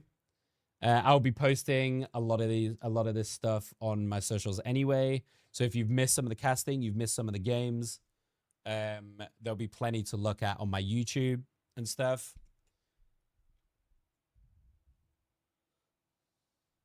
Aramori and Korova on these supports just sit at the back and farm, you know. try and take them on, right? Ignore the tanks. This front line of Strange and Mag is doing such a good job of just holding this front with the two supports behind them. So maybe you need to attack it with a bit of a dive comp here. You know, go for a cap, go for a BP, get in their face, make the supports have to work a bit and work a lot harder to stay alive and go through that angle rather than trying to go through the front, you know? I would like to see that, or maybe you go for something like a Hulk Namor, right? We've seen a little bit of Hulk Namor today. We've seen it maybe twice. That is a way that you can try and, you know, try and deal with this very strong, solid backline duo. And as well, maybe a Johnny Storm if the Johnny wants to, if Rymazing wants to stay on that Johnny. But yeah, pretty dominant so far.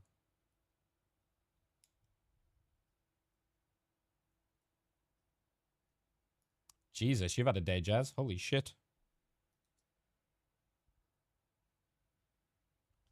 Sometimes the best place to let their tanks lay dormant. Yeah. Yeah. You know, if you've got these two big frontline you know, bruisers just standing in your way. And it also depends on the map, right? I think domination maps can be a lot harder to try and find something different and unusual to like work around it, because it's hard to get around the back depending on which domination map it is. Convoy, I feel, can be a lot easier for them. So it'll be interesting to see what they choose. Maybe something, you know, maybe like a convergence even. So we could see something like Clintar, Symbiotic. Could be a good map, right? So here we go. We're getting into game 2 here of Sentinels versus Wind, or a Lunar Band, but probably the Loki. There we go. Into a mag. There we go. Into a mag save, I would imagine. Now, here's the switch up. Do they ban Luna? Do they ban Loki instead of Ultron here? Or do they ban the Ultron again? How scared are you of the Ultron? If you are Wind. And very scared, apparently. Probably into a Loki ban here, depending on if they want to give Aramori that. Maybe a Luna ban, perhaps. Wolf, even, maybe. There's the Luna. We got the Storm coming in from Sentinels. No big surprise there. Storm is pretty dominant. Probably a Loki save or the Punisher save. They're going for the Loki save again. They're really prioritizing this on Aramori, and we can see why. We saw how well Aramori did on the last game, so not surprised to see that Loki save. Probably a Punisher ban here, so that they don't have to deal with the Punisher, and then in a Punisher save, I would imagine, for Suppress. Unless they want to save Luna. Interesting. Now, do you do the Punisher ban here as Sentinels, or are you not bothered about it? This is kind of interesting. We've got a bit of a change up in the draft here. Maybe, I mean, what else are you scared of from them? Yeah, Punisher ban. Makes complete sense. Man, you're going to have to throw something in because you've just given Sentinels everything they want, realistically. I don't think you've taken any power picks, really, away from Sentinels from what we saw in Game 1. And we are going band for band, the same. So oppressive on this first point. If you try and get in, and we can see Crims here on that group already kind of setting up. But you can get so easily isolated just from one wall in that entrance, you know? So let's see what they choose to do. Rymazing, throwing out a little bit of a curveball just to start with. Now let's talk about what Wind are trying to do here. We see Mans switching to that thing. I think that's obviously to deal with Nectar's Wolverine. There was such a problem in Game 1. And Suppress on the Hela. A pretty standard pick to try and deal with a Johnny. But how good is Rymazing's positioning to not give Suppress the sight lines for the Hela to be useful? We see a little bit of poking and prodding. Nothing too crazy for now. Just posturing, building up some ult charges, Rising. Just building up their own ult. As you see, Crim's already 60%. Ice as well, not looking too bad as they start to push in. Thing trying to make some moves, but look at these group walls blocking their exit.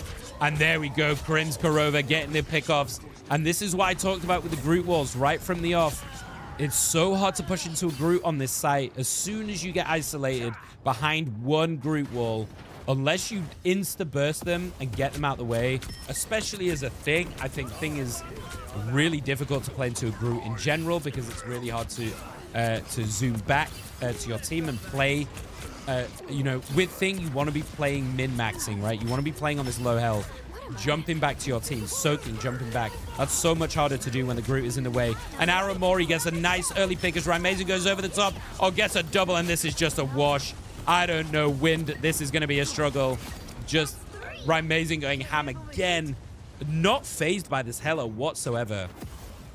And we can see Suppress changed into that Winter Soldier, understanding that they just cannot get vision to take out Rising, as we see. Still some ults to work with here as Sentinel. It's a nice Wolverine double kidnap. And there goes Aramori with the second Cloakle to keep them in this fight. Suppress trying to put word, but look at Goma go. That's what they needed, a triple kill on that Wolverine. Oh, Goma just saved them. Goma just absolutely saved Wind. What a stunning ultimate from Goma. I wish we could see that again as a replay. That was beautiful. Gets a triple to give Wind the point. And there is some fight left in Wind. Let's go. This is what we want to see. We don't want to see a stomp. We want to see some fight. And Goma coming up with the goods. Anything you can do, Nectar, I can do better. And we see Nectar just poking a little bit on the side, saying looking for a kidnap angle. And he's looking for this mag. Huge Groot, although locks everybody up. Forced out the Lunar ult to keep everybody alive. Really quick fingers there from Jules. Make sure no one goes down. As they're pushing them back, Goma is now focusing on Crims. And I quite like this change. This Groot is a problem. Use that Wolverine and take him out. Rising over the top. Nearly got a kill on that Luna, but the Cloak ult down to keep them alive. Goma with another ultimate, and they're putting in work. This is what I love to see. Goma getting another pick on Crims. You can see the focus change into focusing on that Groot, and it is working wonders. Crims is having a bit of a roughie. I wonder if he decides to change off this Groot. As you see, Man's also helping to clean up, and they're getting a good amount of push here. And sometimes this is all it needs, right? Sometimes it might not be the picks that you need to change. It's your hero that you need to change. It's your hero focus. It's who are you targeting, and that's especially true for a Wolverine. Really nice top angle, but unfortunate that broke or planned. And you can see him looking again, diving out, just making sure he doesn't get picked off. As we see Nectar trying to do the same thing. It's a 1-for-1. Goma gets Crims. Nectar gets Iso. Suppress goes for a double. Gets a double kill on Korova and Aramori with the ultimate. He can... Amazing, nearly there. 93% over the top. You can see Aramori with this Loki just pumping in those heals. And there goes the Supernova. Luna ult as well. The mag to soak up that Supernova. Doesn't get a kill from it, but Suppress manages to take out Nectar as Nectar jumped in to try and get a kidnap, but got taken out. There goes Goma again on Crims, who you can see has gone off that Groot and changed to the Strange. But hey, that Strange is not going to do you. Goma is on your ass. Suppress following up with that kill on Rising. And hey, look at Wind go. We have got a game here. They are pushing this. 2 minutes 45 on the clock. Goma, take a bow. You are carrying this team on your back. It seems we have company. This is a difficult place to push up this ramp. But they are pushed quite far back, and a lovely attempt. That is some very quick thinking from Ice to stay up, because if that was my mag, I'm going down. I'll tell you right now. Man's having to pop the Agamotto just to stay alive, honestly, because he is getting absolutely ran at by Nectar. Managed to get a kill on Aramori before he dies, so it's a 1-for-1. Here goes Suppress again and again and again. Gets 2. Can he get any more? It doesn't look like it, but they have pushed him back. Gets another one. That's a reset, but I don't think they're going to need to use it. They are still pushing up this ramp, but pushing them all the way back to spawn. And Wind have some life. We've got a Loki ult here with Techie as well. Goma looking for another Wolverine ultimate as he tries to kidnap. Nice bubble there to stop that kidnap happening, though. Goma still just pumping, and he goes for the ult. I don't think he actually gets anyone with that. The lamp goes down, keeping everyone topped up as Teki pushing them around this corner. And there goes the big thing ult. That's huge from Crims, though. That could be what they need with Rimazing over the top. The Lunar ult, as their Sentinels have to push forward a little bit, try and take some space as Wind are regrouping, looking for another push. Needed a little boost. Thanks. We have Mans and Ice here, both with ults to work with. Nectar on top, looking for another kidnap as they push in this side channel. Who is first to drop? Throwing in the Wolverine. I love it. Trying to get play with that thing Wolverine combo. Oh, did they just do it at the same time? Was that a double thing? Ultimate exactly the same moment? I think it was, but it looks like Sentinels come out on top of that one. That was a crazy timing. I would love to see that again. Sentinels come out on top of that. And unfortunately, I don't know who... did they both just get stunned at the same time? That was literally perfect synchronicity from the two things. But a nice hold from Sentinels in the end. Some life for Wind here. You'll need a top-notch team to win this one. All they have to do is hold them at this first point, but that's a big ask. We see Crim staying on that thing, anticipating Gomez staying on that Wolverine, as we expect, putting in an enormous amount of work on that hero. The suppress change to the Winter Soldier was also kind of nice, but actually, I'd tell a lie. Crims is going to go back for that group, especially for this first point. The same point that we made on the defense. Isolating people behind these walls in such a small choke on this map is so effective. And here we see once again Rimazing 34,000 damage. Now I know it's pretty easy to rack up damage with Johnny Storm because you can just poke and prod and lay all those things on the ground, but that is almost double anyone else's damage. That is obviously identifying a similar thing, that Rimazing is a problem. Huge throw. Oh my god, he actually targeted and got Ice. Are you kidding me? That was such an obscene throw over the top. Pinpoints Ice with the accuracy of a dart and manages to take him back. And that's just a sick take.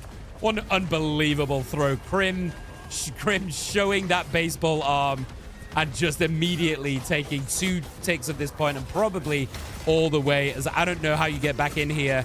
And this is just a wash. What an easy take for Sentinels. And he's going again. Let's see him fly. He's pinning, he's looking. And he gets Prince again. This is absolutely ridiculous. What a team up. This is not something we've seen all day, but it is working, and it is working consistently. And I love to see this kind of innovation from Sentinels. Both teams can do it, so does Mans try and do it the other way around? At the moment, they're just being pinned back, honestly. Goma looking, not being able to get it, and we see Suppress switching instantly back to that Winter Soldier, understanding that Hela is not working here. Jalen playing this corner, but Nectar straight in at the side, forcing that Lunar up pretty immediately, actually, with the Maggle over the top. Can he find the pick? Oh, he does. He gets Jules in the middle of it. Teki, that is absurd. Rimazing over the top as well. How did you find the Lunar in the middle of that jumble? And there we see Nectar making Ice's life a miserable game. And Sentinels putting on a show for us here. And Wind, what have you got left in the tank? This is the game. It's now or never. There goes the TP in. The Supernova straight over the top, making it really difficult to push through that portal. Here goes the ult, but gets hit by the lamp, unfortunately. And it looks like everyone is fine. Ice not having a good time right now. As we see Nectar going in. Crim's getting a double kill on the 2 tanks. Rimazing and Teki cleaning up. And Nectar's just, throw me, Chief, throw me. I'm ready. Hiding it round the corner. Can he grab Ice again? This poor guy. And we see Goma trying to switch to Ultron here instead of the Wolverine. I think just trying to sustain through it. throwing him so far in the air. Oh, and ice. Oh, he actually manages to survive that somehow. As the lamp goes down to keep everyone topped up. Suppress. They've changed this Iron Man Ultron combo to try and deal with this, and I think that's why we see that's why we see the change, because what they were working with before, the Wolverine, was not the play. It worked in the first half. Goma put in some work, but right now they are getting stormed at. Nectar getting a nice kill on ice again. This Wolverine is making this Magneto's life a hell. In the backline, getting that Ultron down on the level as well. And Prince, is there anything that Nectar cannot catch with this Wolverine? The movement is absolutely insane, and he just keeps going and going and going. And meanwhile, you have Ramazing over the top, putting down this Supernova, making it so hard for Win to get in. They're trying to stall out as long as possible, but look at this dominant performance. 4 minutes on the clock. I don't know how you get in here. Ramazing chasing back into the spawn, and poor Ice is getting absolutely bullied. That is just an all she wrote, and what a dominant showing from Sentinels. 3, 2.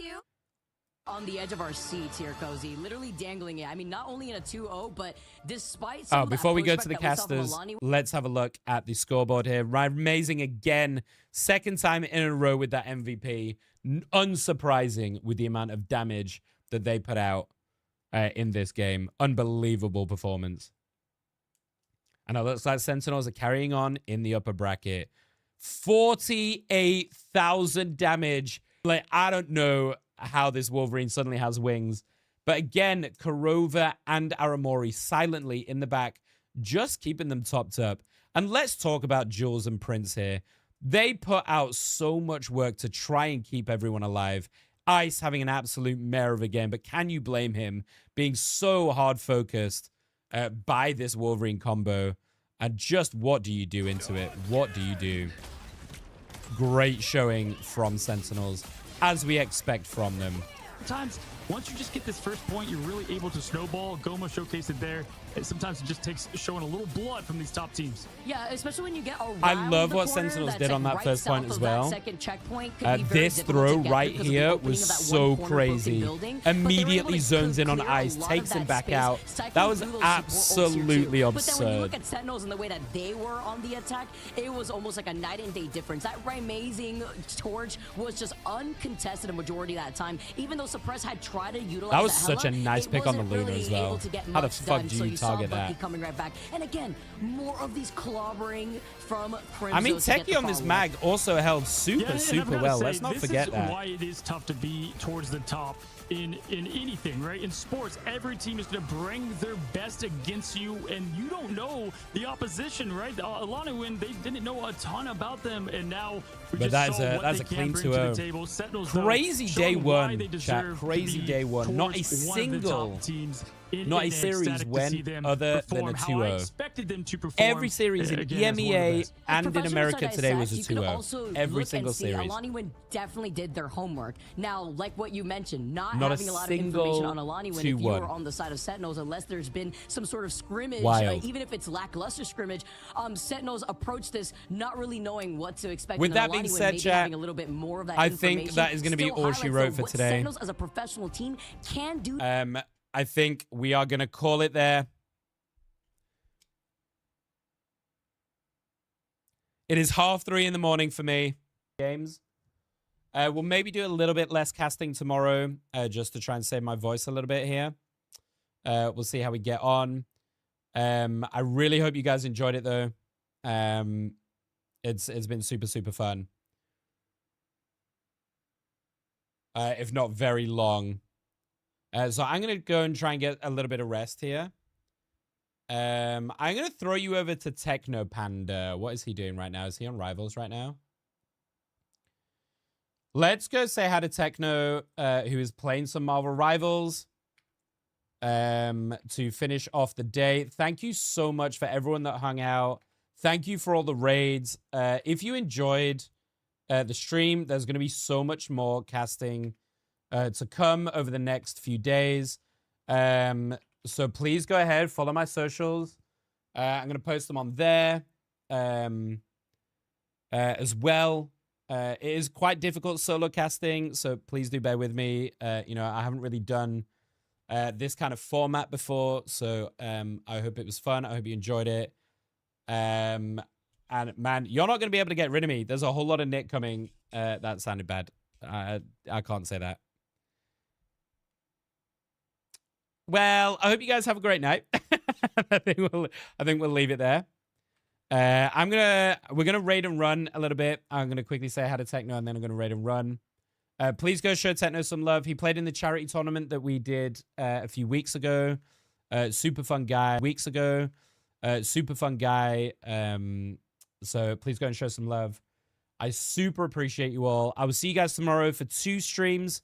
We're doing 2 streams every day, a separate one for EMEA and the second one for Americas. We're going to kick off with EMEA around 3 o'clock tomorrow, so I can sit and chat with you all for a little bit before the game.